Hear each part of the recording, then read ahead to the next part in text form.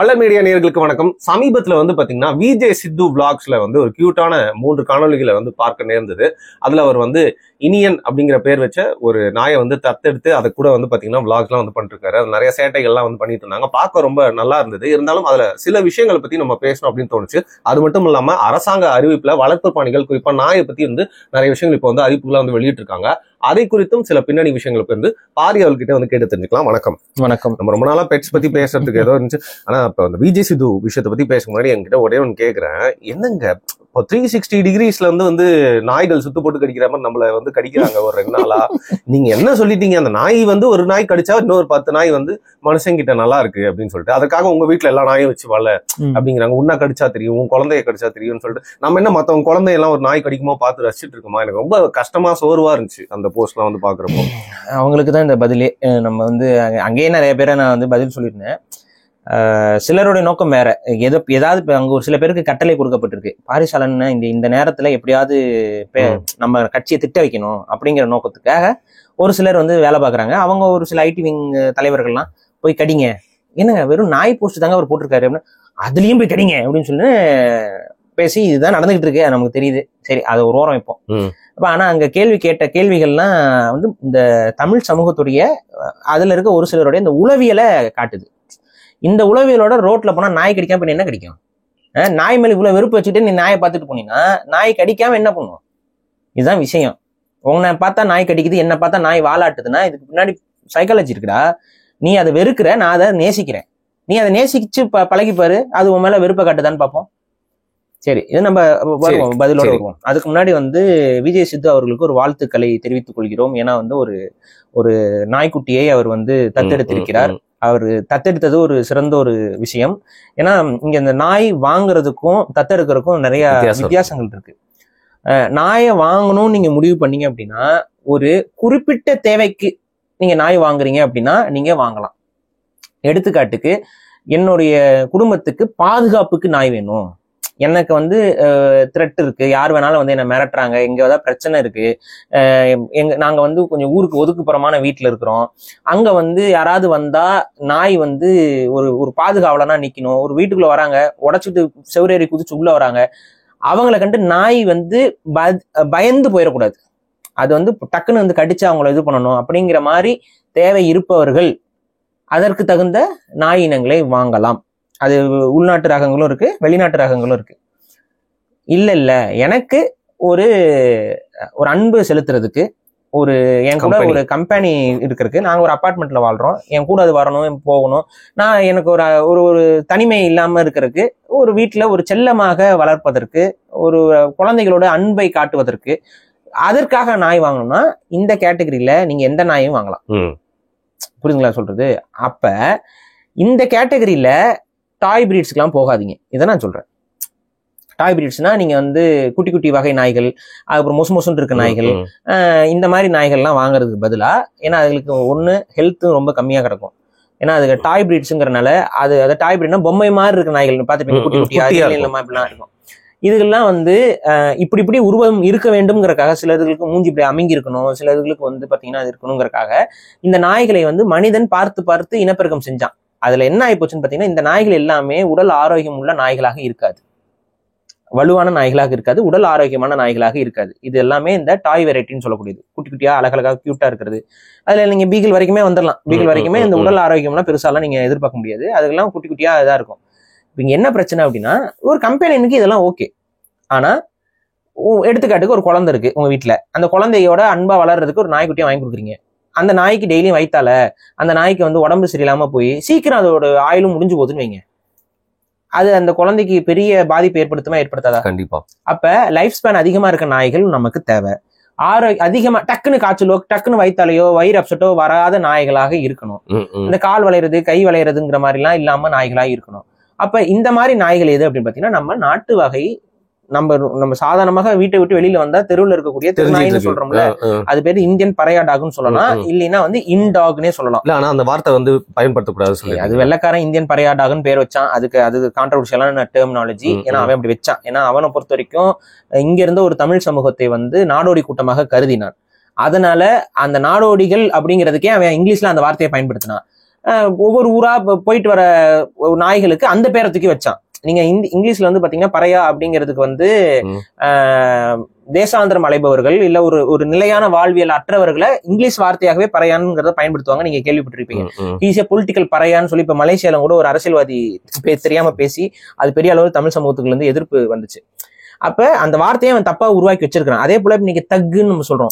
He's a தக் அப்படின்னா தகின்னு சொல்லக்கூடிய ஒரு இந்தியனுக்கு ஒரு மக்களை தான் அவன் தக்குன்னே வார்த்தையை உருவாக்கிருக்கான். புரியுது.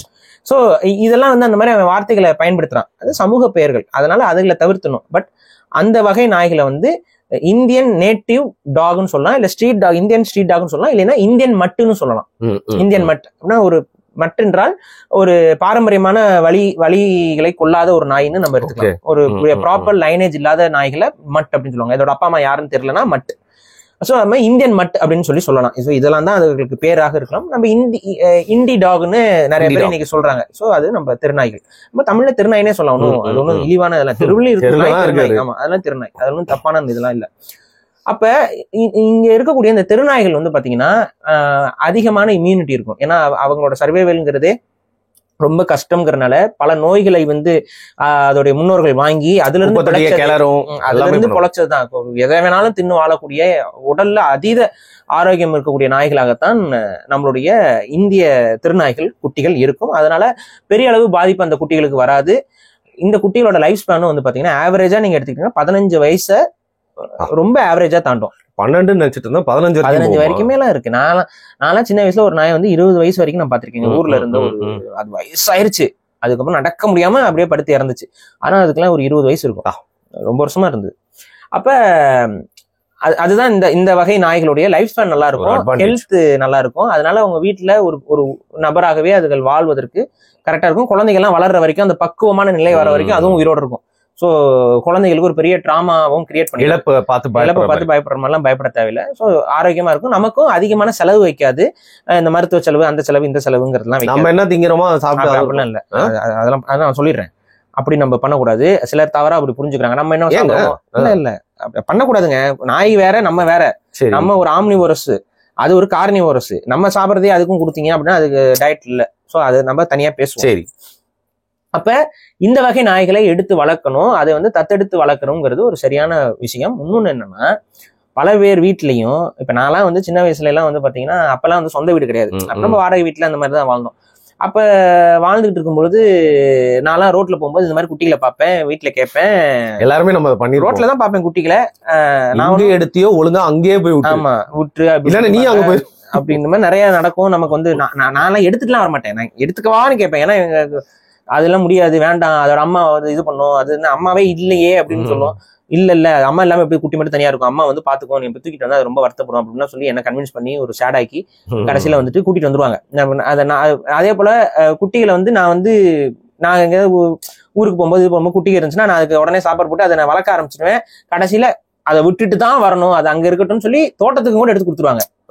இப்ப நான் ஊருக்கு போறேன், ஊருக்கு போகும்போது அந்த டைம்ல ஏதாவது குட்டி இருக்குன்னு எடுத்து வளர்த்துட்டு இருப்பேன். உங்களுக்கு லீவ் இருக்கு, ஆனுவல் லீவ் இதெல்லாம் முடிகிற டைம்ல இல்ல தோட்டத்துக்கு அனுப்பணும்னு சொல்லி அப்ப இது மாதிரி தான் நடக்குமே ஒழிய அந்த குட்டிகளை வந்து வளர்க்க முடியாத சூழல் வரும். இதுக்கு காரணம் வீடு இல்லாம இருக்கும்போது அது ஒரு பெரிய நிறைய ஓனர் விட மாட்டாங்க, நிறைய ஓனர் பிரச்சனை வரும் இது நாய் வளர்க்கறதுக்கு அப்படின்ட்டு. சோ இந்த மாதிரியான ரீசன்னால ஒண்ணு. இன்னொன்னு என்ன அப்படின்னா, நமக்கே மக்களுக்கே நிறைய பேருக்கு என்ன உளவியல்னா, திருநாயை போய் வளர்ப்பாங்களா, திருநாய் அது அப்படிங்கிற மாதிரி ஒரு உளவியல் இருக்கு. இந்த உளவியல்லாம் இல்லாம இயல்பா மக்களை விட்டீங்கன்னாவே நிறைய பேர் எடுத்து வளர்த்துருவான். புரியுது. ஏன்னா இந்தியன் ஸ்பிட்ஸ் வச்சிருந்தா ஒரு மாதிரி 90s இருந்தது. அந்த இன்னொன்னு என்னன்னா, இப்ப நீங்க திருநாயை வந்து நீங்க வந்து ஏதாவது ஒரு ஹாஸ்பிட்டலுக்கோ இதுக்கோ கூட்டிட்டு போனீங்கன்னா அது அவங்க வளர்க்குற நாய்ங்கிற மாதிரியே கன்சிடர் பண்ண மாட்டாங்க. நீங்க வெட்டினரியன்ஸ்க்கு எல்லாம் போனீங்கன்னாவே அங்க ட்ரீட் பண்றதே வந்து ஏதோ ஒரு மாதிரி இவன் ஒண்ணும் இல்லாதவையாங்கிற அந்த பார்வையில இன்னும் நிறைய பேர் உளவியல் இருக்கு. ஆனா ஒரு வசதியான நாயை கூட்டிட்டு போனீங்க அப்படின்னா அது வந்து பெரிய அது ஒரு பிரஸ்டீஜ் சோசியல் ஸ்டேட்டஸ் மாதிரி நாய் இல்ல என்ன நாய் வச்சிருக்க அப்படிங்கறது அது ஒரு முக்கியமா போயிருது. அதுக்காக நாய் வளர்க்குறாங்களா அப்படின்னா அதையும் நம்ம குறை சொல்லல. நான் அப்படி அதுதான் எனக்கு தேவை, எனக்கு ஒரு தேவை அப்படின்னா வளர்த்துட்டு போங்க. சிலர் எல்லாம் என்ன மாதிரியான ஜெனியூனான ஆட்கள் நாங்க என்ன பண்றோம், எனக்கு ப்ரொடெக்ஷனுக்கு தான் நான் நாய் வளர்க்குறேன், எனக்கு ப்ரொடெக்டிவா இருக்கணும். அப்பனா வந்து I need a pack of dogs. ஒரு நாய் இண்டிவிஜுவல் டாக்ஸ் வச்சுலாம் இது பண்ண முடியாது. அப்ப இண்டிவிஜுவலா இருந்தாலும் அது வந்து ரொம்ப ஸ்ட்ராங்கான பிரீடா இருக்கணும். ஓகே, ஸோ இதுதான் என்னுடைய தேவை. அதுக்கு தகுந்த மாதிரி தான் நான் வளர்ப்பேன் எப்பவுமே. ஆனா இல்ல எனக்கு வீட்டுல நான் ஆசைக்கு நான் வளர்க்குறேன் அப்படின்னா பெஸ்ட் சாய்ஸ் வந்து நீங்க டாக் குட்டிய குழந்தைங்க பார்த்து அப்பா இந்த குட்டி எனக்கு வேணும்னு ரோட்ல கேட்பாங்கல்ல அப்பவே எடுத்து கொடுத்துருங்க. அடாப்ட் பண்ணிக்கோங்க. அதோட அம்மா வந்துரும்னா கவலையப்படாதீங்க. அது அம்மாவை விட நீங்க நல்லா தான் பாத்துக்கணும். அதோட அம்மா அந்த குட்டியை வளர்த்து அதை அடல்ட்டா கொண்டு வர சான்சஸ் வந்து 10% அப்படின்னா அது உங்ககிட்ட வந்துச்சுன்னா 150% அது வந்து 6 மாசத்துல அது வேற குட்டியை போட போயிடும். 6 மாசத்துல போறதுங்கிறது வேறங்க. அந்த குட்டியை வந்து பாதுகாக்கவே முடியாதுங்க தாய்னால. இப்போ 10 குட்டி போட்டுச்சுன்னா கூட அந்த 10 குட்டியில வந்து ஒரு குட்டி தப்பி தவறி அடல்ட் ரீச் ஆகுறதே ரொம்ப கஷ்டம். அது அப்படிதான். அதனாலதான் அதுங்களால 10 குட்டியே போட முடியுது. ஏதாவது புரிஞ்சுக்கோங்க. அதனால வந்து குட்டிகளை எடுப்பதற்கு தயங்காதீர்கள்.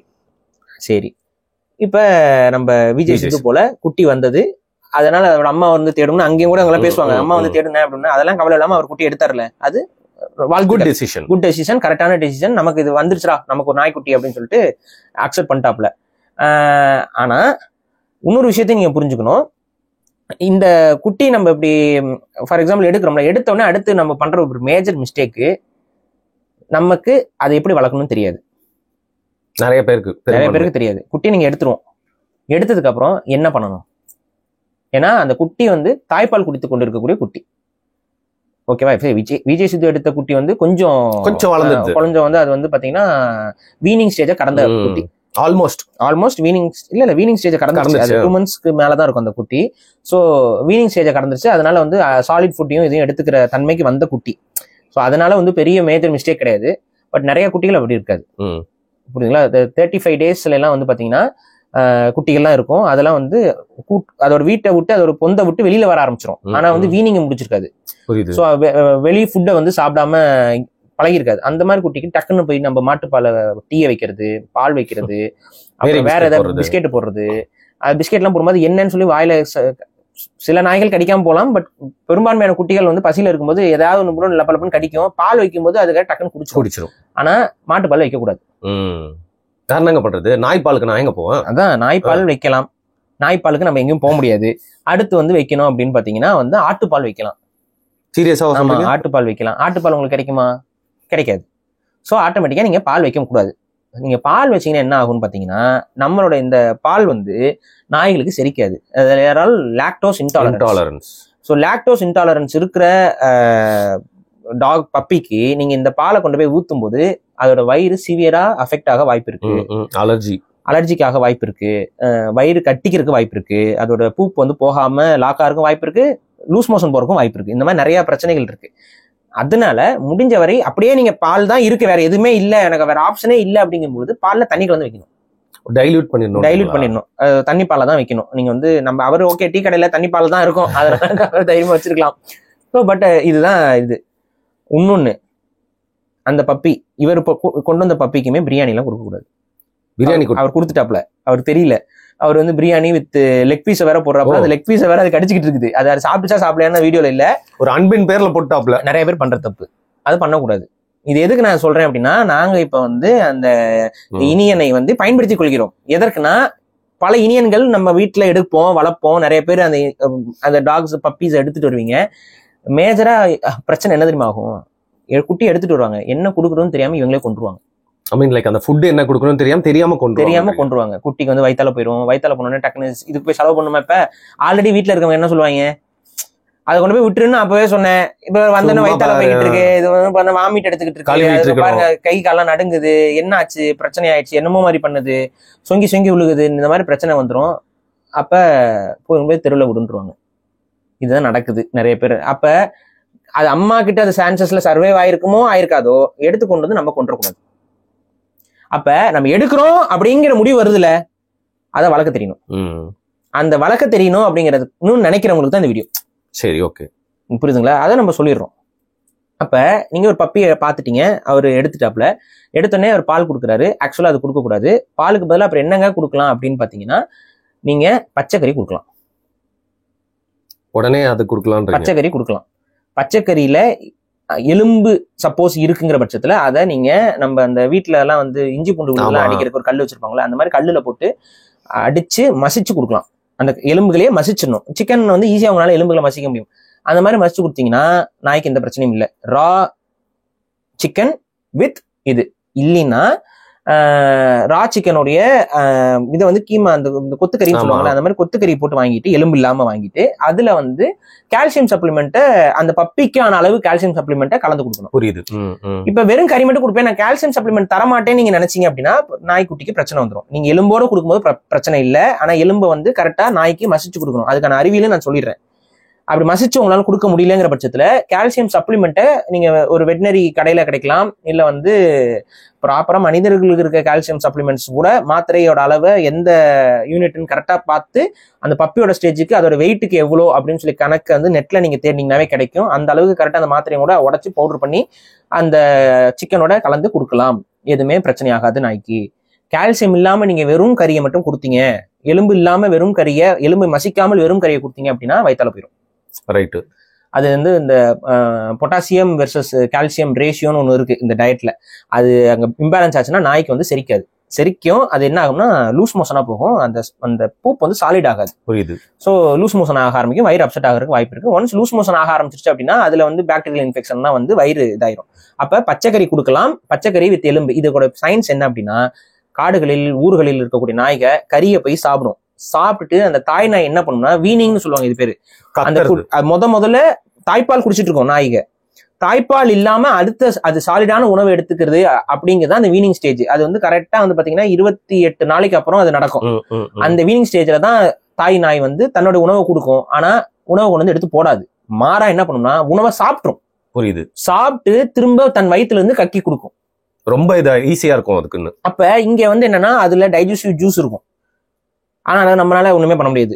அதை நம்ம கொடுக்க முடியாது. அப்ப அட்லீஸ்ட் அந்த நாய் வந்து மென்னு அது வாயிலிருந்து கொடுக்குற அந்த ஒரு கன்சிஸ்டன்சில நீங்க கொடுத்தீங்கன்னா நாய்க்குட்டிகள் ஆரோக்கியமா சாப்பாடா கிடைக்கும். இதுல எந்த இஷ்யூவும் இருக்காது. குட்டிகள் வந்து ஆரோக்கியமாக வளரும். இது ஒண்ணு. கறிக்கெல்லாம் வந்து நீங்க வசதியானவங்க பண்றதுப்பா, என்னாலாம் கறியெல்லாம் எடுத்தோடனே போட முடியாது. வந்து நான் வந்து ரோட்ல குட்டி எடுக்கிறேன், நான் உடனே போய் கறி கடையில போய் கறி வாங்கிட்டு நான் கறியா போட முடியும், என்னால கறி போட முடியாது அப்படின்னு ஒரு சிச்சுவேஷன் இருந்துச்சுன்னா நெக்ஸ்ட் பெஸ்ட் ஆப்ஷன் அப்படிங்கிறது தயிர். தயிர் இருக்குல்ல, கர்டு, வெறும் தயிர் கொடுத்துடலாம். அப்படி வெறும் தயிரை கொடுக்கலாம். ஓகேங்களா? ஏன்னா ப்ரோபயோட்டிக்ன்றதுனாலயா? தயிர் ப்ரோபயோட்டிக், புரோட்டீன் இருக்கு, கால்சியம் இருக்கு, எல்லா டயட்டும் அதுக்குள்ள கிடக்கு. பாக்டீரியா இருக்கனால ஆல்ரெடி செரிமானமான பால் தான் தயிர். பாக்டீரியாக்களால செரிமானமாக்கப்பட்ட பால் தான் தயிர். அதனால அந்த தயிரை நீங்க அப்படியே வச்சிடலாம். நீங்க தயிரை வந்து நாய் குடிச்சாலும் ஒன்றும் பிரச்சனை இல்லை, இதாகும் அதுக்கு. ஆனா நீங்க தயிர் குடிக்கும்போது அந்த பூப்பு வந்து கண்டிப்பா சாலிட் ஆகாது. வயிற்று பிரச்சனை எதுவும் வராது, பட் கொஞ்சம் அந்த கொலக்குளம் தான் போகும். அது கொலக்குளன்னு ஆக்சுவலா நாய் ஆகி போகக்கூடாது. அப்ப அதனால என்ன பண்ணலாம், ரொம்ப கம்மியா வேக வச்ச அரிசி நீங்க எடுத்துக்கலாம். ஆனா தயிர் சாதம் நம்ம சாப்பிட்ற மாதிரி சாதமா கொடுக்க கூடாது. நம்ம தயிர் சாதம் பிசைஞ்சு சாப்பிட்றோம்ல, அந்த அளவுக்கு சோறையும் தயிரையும் சரி இருக்காது கலந்தீங்க அப்படின்னா நாய்க்கு வயித்தால போகாது, கான்ஸ்டிபேஷன் ஆயிரும், அதாவது மலச்சிக்கல் ஆயிரும் நாய்க்கு. ஏன்னா அரிசியை பொறுத்த வரைக்கும் நாய்கள் உணவாக உள்ளக்கூடிய உணவே இல்லது. அதனால மலச்சிக்கல் வந்துடும். மலச்சிக்கல் வந்துருச்சுன்னா குட்டி இல்ல, அதனால அந்த குட்டினால அது வயிற்றுல இருந்து ஆய ஒழுங்கா போக முடியாது. அதுவும் கல்லு மாதிரி ஆயிரும், ஆகி உடனே வெளியில வராது. அதனால பெரிய சிக்கல்கள் வரும். அதனால என்னன்னா ரைஸை ரொம்ப கம்மியா நம்ம கன்சிஸ்டன்சில சாப்பிடக்கூடாது. தயிர் சாதம் கொடுத்தீங்கனாலும் ரைஸ் இவ்வளோன்னா தயிர் இவ்வளோ. புரியுதுங்களா நான் சொல்றது? ஒரு கப்பு தயிருக்கு நீங்க வேக வைத்த அரிசி சோறை வந்து ஒரு சின்ன கைப்பிடி அளவுக்கு, ஒரு நம்ம கையில பிடிக்கிற அளவுக்கு ஒரு கப்பு தயிரோட கொடுத்தீங்கன்னா கரெக்டா இருக்கும். தயிரை கம்மி பண்ணி ரைஸ் அதிகப்படுத்திடக்கூடாது நம்ம சாப்பிட்ற மாதிரி. ஸோ இதை வந்து புரிஞ்சுக்கோங்க. என்னால கறி வாங்கி கொடுக்க, அதான் ஃபர்ஸ்ட் ஆப்ஷன். அதுக்கு வாய்ப்பு இல்லை அப்படின்னு நீங்க முடிவு பண்ணீங்க அப்படின்னா செகண்ட் ஆப்ஷன். ஆனா இதை எடுத்து நீங்க முதல்ல அதுக்கு ஃபீட் பண்ணுவீங்க. ஃபர்ஸ்ட் நீங்க கொடுக்க வேண்டியது என்ன அப்படின்னா மோர், உப்பு போடாத மோர். தயிர் எடுத்து தண்ணியில கலந்து மோராக்கி கொடுங்க. அதுதான் வந்து ஒரு குட்டியை நீங்க ரோட்ல இருந்து எடுங்க. ஏன்னா மேபி அது டீஹைட்ரேட் ஆயிருக்கலாம், நீங்க எனர்ஜி வேணும், அது டீஹைட்ரேட் இருக்கலாம், நீங்க வேற ஊருக்கு கூட்டு போகணும். அப்ப வந்து உடம்புல அதுக்கு இது பண்ணோம்னா இந்த மோர் மாதிரி கொடுத்தீங்கன்னா இது பண்ணணும். பால் கொடுத்துறாதீங்க. ஸோ பால் கொடுக்க கூடாது, பிஸ்கெட் போடக்கூடாது. பால் பிஸ்கெட் எல்லாம் அதோட செரிமானத்துக்கு ஒவ்வாத உணவுகள், நல்லதில்லை. குட்டிகள்னால செரிக்க முடியாது, அது வயித்தால போயிடும், வயிறு அப்செட் ஆயிரும். ஸோ இதெல்லாம் செய்யக்கூடாது. பேசிக்கா வந்து விஜய் சித்து பண்றாரு அப்படின்னா அது நிறைய பேர் அவங்களும் அதே உளவியல் இருப்பாங்க. அதனாலதான் அவரை பயன்படுத்துறாங்க. மத்தபடி எந்த ஒரு தப்பான நோக்கமும் கிடையாது. அவரை பயன்படுத்தி, ஏன்னா 10 லட்சம் பேர் பாக்குறாங்க, 15 லட்சம் பேர் பாக்குறாங்க அந்த வீடியோவை. அதை பயன்படுத்தி நம்ம ஒரு விஷயத்த சொல்லும் பொழுது இன்னும் கொஞ்சம் தெளிவா மக்களுக்கு புரியணுங்கிறதுக்காக தான். ஸோ இதெல்லாம் சொல்லிட்டேன். அடுத்து அவங்களோட வேலை என்ன அப்படின்னா, அதுக்கு ப்ராப்பரான வேக்சினேஷன் பண்றது. நான் வேக்சினேஷனுக்கு எதிராக பல விஷயங்கள் பேசியிருப்பேன். அது மனிதர்களுக்கு ஏன் அப்படின்னா, நம்ம 6 அறிவு உள்ள ஜீவராசிகள். நம்ம 6 அறிவு உள்ள நமக்கு அந்த தடுப்பூசியோடைய பக்க விளைவுகள் என்னங்கிறது நமக்கு தெரியணும். தெரிஞ்சு அதுக்கப்புறம் அவன் முடிவு எடுத்து போடணும். இல்ல இதை நீ போட்டே தீரணுங்கிற அந்த கட்டாயம் இருக்கக்கூடாது. நம்ம கோவிட் காலகட்டத்துல நம்ம பேசணும். கட்டாயப்படுத்துதலுக்கு தான் நம்ம எதிரே ஒழிய ஒட்டுமொத்த தடுப்பூசியுமே தப்பு அப்படின்னு நம்ம எல்லாம் இங்க பேசல. அதை நான் இங்க பதிவு பண்றேன். இன்னொரு விஷயம் என்னன்னா, நாய்களை பொறுத்தவரை அதுல இருந்து வரக்கூடிய நோய்கள் அடுத்தவர்களுக்கும் பரவக்கூடிய தன்மை கொண்டவை, மற்றவர்களுக்கு பாதிப்பை ஏற்படுத்தக்கூடிய தன்மை கொண்டவை. மனிதனுக்கு அவ்வாறா அப்படின்னு கேட்டீங்கன்னா கிடையாது. புரியுதுங்களா? மனிதனுக்கு இப்போ நீங்க தடுப்பூசி மஞ்சக்காமலைக்கு தடுப்பூசினா மஞ்சக்காமலைக்கு அடுத்தவனுக்கு பரவாது. ஆனா அது நமக்கு தான் வரும். நம்ம உடம்புல இம்யூன் டெவலப் ஆகிறதான் கரெக்டான ஒளி. தடுப்பூசியும் அதை தான் செய்யுதுன்னு நீங்க சொல்றீங்க. ஆனா நம்மளோட உடம்பே இம்யூனை டெவலப் பண்றதுதான் அது கரெக்டா இருக்கும். ஆரோக்கியமான ஒரு விஷயம் சொல்றோம்.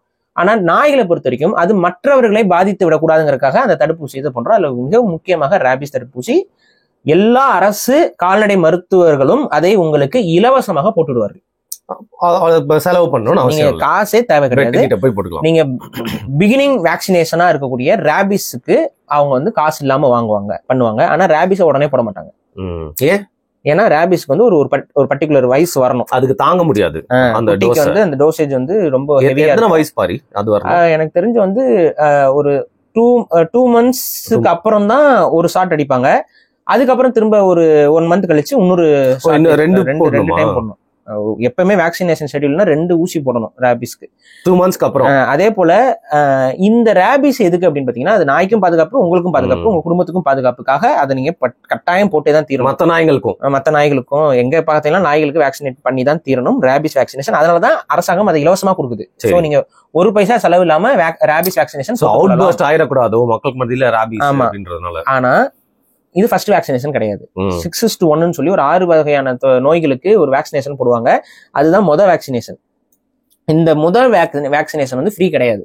சரி, காசு கொடுத்தா நம்ம வாங்கணும். எங்க கவர்மெண்ட் நீங்க போனீங்கனாலுமே அதை அவங்க ஃப்ரீயாலாம் போட மாட்டாங்க. அவங்க காசு கொடுத்தா கேட்பாங்க காசு. ஏன்னா அது பிரைவேட் கம்பெனிஸ்க்கு இருந்து ஸ்டாக் வாங்கி அவங்களே போடுவாங்க. பட் நீங்க போயிட்டு பே பண்ணி வாங்குற மாதிரி இருக்கும். எனக்கு தெரிஞ்ச 600 ரூபாயில இருந்து 700 ரூபாய் வரைக்கும் அந்த வேக்சினேஷன் வரும். அதுவும் 2 முறை போடணும். ஸோ எவ்வளவு ஆச்சு? எங்கேயோ போயிருச்சு. ஒரு 1500 ரூபாய்க்கு நீங்க அந்த வேக்சினேஷன் செலவு பண்ணி ஆகணும். அதுல பாத்தீங்கன்னா கெனைன் டிஸ்டெம்பர், பார்வோ, இன்னும் இதர விதமான நோய்கள் இது எல்லாத்தையும் அடங்கி 6:1 அப்படின்னு சொல்லி 6 விதமான நோய்களுக்கு ஒரு வேக்சின் சொல்லி போடுவாங்க.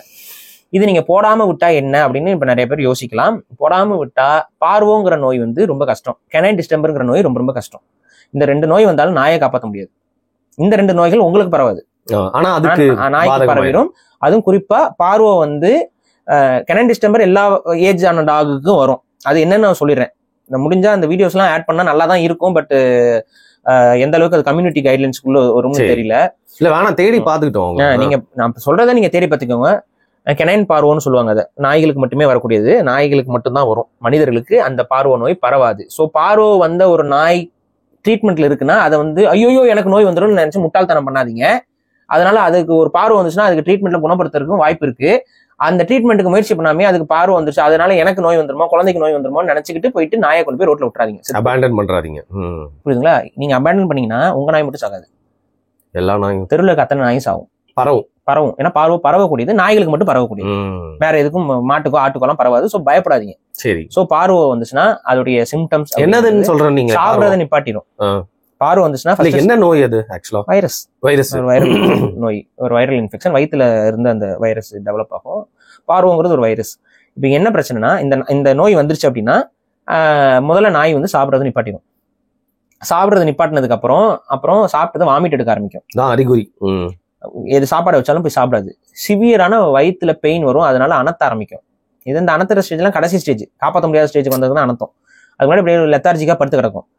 என்னைக்கு உங்களுடைய நாய் ஒரு சிகப்பு கலர்ல லிக்யூடா வயித்தால போக தொடங்குகிறதோ அது பார்வோம். புரியுதுங்களா? Blood vomits and blood diarrhoea கண்டினியூஸா போகும். தண்ணி குடிச்சா கூட தண்ணி கூட பீச்சிக்கிட்டு வரும், வெளியில பீச்சிக்கிட்டு வரும். ஸோ இதுதான் இது. அந்த மாதிரி பீச்சிட்டு வர இடமும் ரொம்ப சுத்தமா இருக்கணும். அதை வந்து உடனே கிளீன் பண்ண வேண்டியது இருக்கு. வேற நாய்கள் வந்துடக்கூடாது, வேற குட்டி நாய்கள் பக்கத்துல வந்துடக்கூடாது. நீங்க இதை ட்ரீட் பண்ணிட்டு வேற ஒரு குட்டியை போய் தொட்டக்கூடாது. இந்த மாதிரி நிறைய விஷயங்கள் இருக்கு. தொட்டீங்கன்னா பார்வை பரவும். சிம்பிள். இவ்வளவு தொட்டா போய் பார்வை பரவிடும். நீங்க வந்து பரிசோதனையா கூட இதெல்லாம் பண்ணி பார்த்துறாதீங்க. பார்வை வந்துச்சுன்னா குட்டியில காப்பாத்துறது ரொம்ப கஷ்டம். சோ அப்ப அந்த வெட்டினரி ஹாஸ்பிட்டல்ஸ்ல கிளினிக்ல எல்லாம் கிளீன் பண்ணிட்டே இருக்கணும்ல. ஏன்னா எத்தனையோ நாய்ங்க வரும். நிறைய இன்னொன்னு பெரிய கொடுமை என்னன்னா, சில நாய்கள் வந்து நம்ம வெட்டினரி ஹாஸ்பிட்டல் கூட்டு போவோம். சில கவர்மெண்ட் இதுல நம்ம எல்லாத்தையும் குறை சொல்ல, ஒரு சில உங்களுக்கே தெரியும் எப்படி நிர்வாகங்கள் இருக்கும்னு. அங்கெல்லாம் வந்து பாத்தீங்கன்னா அந்த மாதிரி பார்வை இன்ஃபெக்ட் ஆன டாக்ஸ் வந்து ட்ரீட்மெண்ட் பண்ணிட்டு இருப்பாங்க. அந்த இடத்துக்கே போய் நீங்க குட்டியை கொண்டு போய் ட்ரீட்மெண்ட் பண்ணி அந்த வேக்சின் போட்டு அந்த இம்யூனிட்டி உங்க வேக்சின்ங்கிறத நீங்க என்னதான் போட்டீங்கனாலும் உங்க உடம்பு தான் எதிர்ப்பு சக்தியை உருவாக்கணும். புரியுது. நீங்க வேக்சினை போய் போடுறப்பவே அங்க பார்வை நோய் பரவி கிடக்கு அப்படின்னா குட்டியை கொண்டு வந்துட்டு சில டாக்டர்ஸ் என்ன கொண்டு வராதீங்கம்பாங்க, நான் வந்து போடுறேன் அப்படிம்பாங்க. ஸோ அதுக்கு வாய்ப்பு இருந்துச்சுன்னா அதை பண்ணிக்கோங்க. சரி, பார்வை இன்ஃபெக்ஷனுக்கு முதல்ல நீங்க போட்டு தாங்கணும். இது வந்து பார்வை. கெனைன் டிஸ்டெம்பர் அப்படிங்கிறது அது நரம்பு சார்ந்த நோய். அதுவும் ஒரு வைரஸ் மூலியமா தான் பரப்பப்படுகிறது. இந்த கெனைன் டிஸ்டெம்பர் வந்துருச்சு அப்படின்னா நாய் வந்து மூளை இழந்துரும், சுத்தி சுத்தி நடக்கும். நீங்களே ரோட்ல பார்த்துருப்பீங்க, சில நாய்கள் வந்து ஒரு பக்கம் அப்படியே சுத்திக்கிட்டே இருக்கும். அதுக்கப்புறம் வந்து ட்விச்சிங்னு சொல்லுவாங்க, கை காலில் அப்படி இழுத்துன்னு தலையாட்டிக்கிட்டே இருக்க மாதிரி. இந்த மாதிரியான நர்வல் சிம்டம்ஸ் தான் டிஸ்டெம்பரை காப்பாற்ற முடியாது. நோ ட்ரீட்மெண்ட்ஸ், டிஸ்டெம்பர் போயிடும். ஸோ இது ரெண்டும் குட்டிகளுக்கு பரவக்கூடியது. அதனால ஃபர்ஸ்டே வேக்சினேஷன் போட்டுரும். ரேபிஸை பொறுத்த வரைக்கும் அது எல்லா பாலூட்டிகளுக்கும் வரும். ஸோ அதுக்கு என்ன பொருள் அப்படின்னா, ஒன்ஸ் நீங்க ஒரு ரேபிஸ் இருக்கிற நாயை உங்களை அது கடிச்சாலும் சரி, அதை நீங்க தொட்டுட்டீங்கனாலும் சரி, அது இருக்கிற இடத்துக்கு நீங்க போயிட்டீங்கனாலும் சரி, இந்த 3 இது எங்க நடந்தாலும் நீங்க உடனே ரேபிஸ் வேக்சினேஷன் நீங்களும் எடுக்க வேண்டிய கட்டாயத்துக்கு தள்ளப்படுவீங்க. நம்ம பேய் வீடியோல சொல்லியிருக்கீங்க. அப்படி சப்போஸ் எடுக்கல அப்படின்னா ரேபிஸ் மனிதர்களையும் தாக்கும். இப்படிதான் ரேபிஸ் தான் ரொம்ப லைஃப் டெட்லி.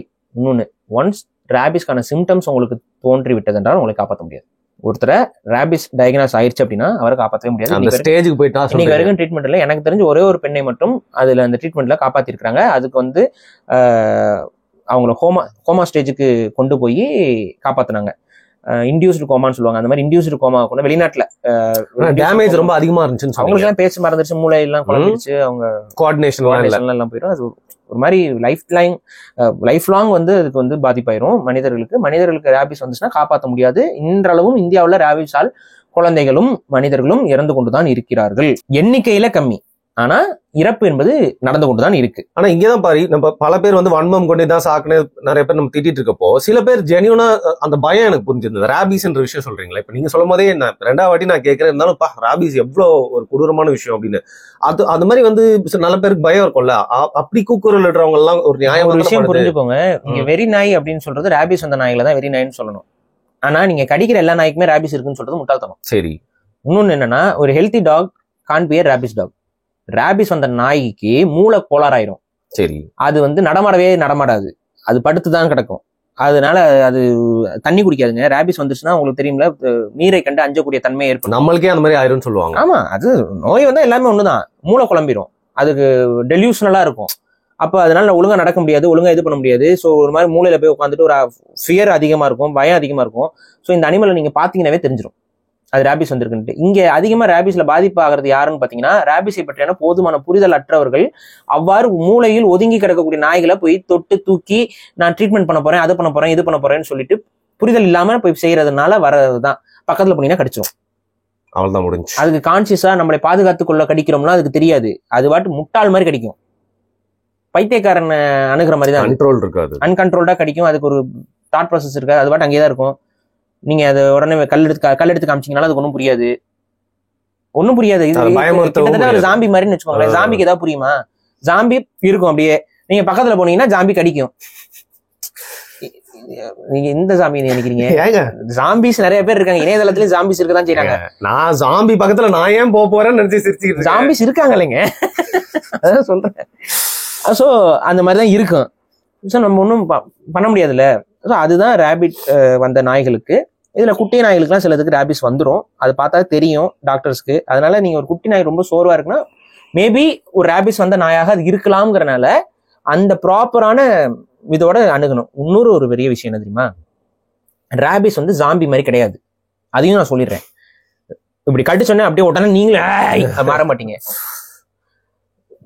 இந்த ரேபிஸால பாசிட்டிவா இருக்கக்கூடிய நாய் கூட, ரேபிஸ் வந்த நாய் கூட உங்களை கடித்து விட்டது என்றால் உடனே நீங்க மாறிட மாட்டீங்க. இமீடியட்டா கடிக்கிற நாள்ல அந்த காயத்தை சரியா கழுவி அதுக்கப்புறம் ப்ராப்பரா அந்த ரேபிஸ்க்கான ஷெட்யூல்டு ட்ரீட்மெண்ட் வேக்சின் ஒரு எனக்கு தெரிஞ்சு இப்ப வந்து மூணு ஊசி. அந்த காலத்துல 13 ஊசி, அதுக்கு முன்னாடி 36 ஊசி எல்லாம் போட்டுட்டு இருந்தாங்க. இப்ப வந்து பாத்தீங்கன்னா எனக்கு தெரிஞ்சு 3-4 ஊசியோ போடுவாங்க. போட்டோம்னா ஆட்டோமேட்டிக்கா நீங்க உங்களுக்கு ஒண்ணும் ஆகாது. புரியுதா? கடிச்சதுக்கு அப்புறம் விட்டுட்டீங்கன்னா தான் அந்த ரேபிஸ் வந்து உங்க உடம்புல உள்ள ஊடுருவி அது ஒன்ஸ் ரேபிஸ் அஃபெக்ட் ஆகிறதுக்கு சில மாதங்கள் கூட ஆகலாம். தெரியாது நம்மளுக்கு. 6 மாசம் கழிச்சுலாம் ரேபிஸ் அஃபெக்ட் ஆனவங்களாம் இருக்காங்க. 6 மாசம் வரைக்கும் டைமிங்லாம் இருக்கு.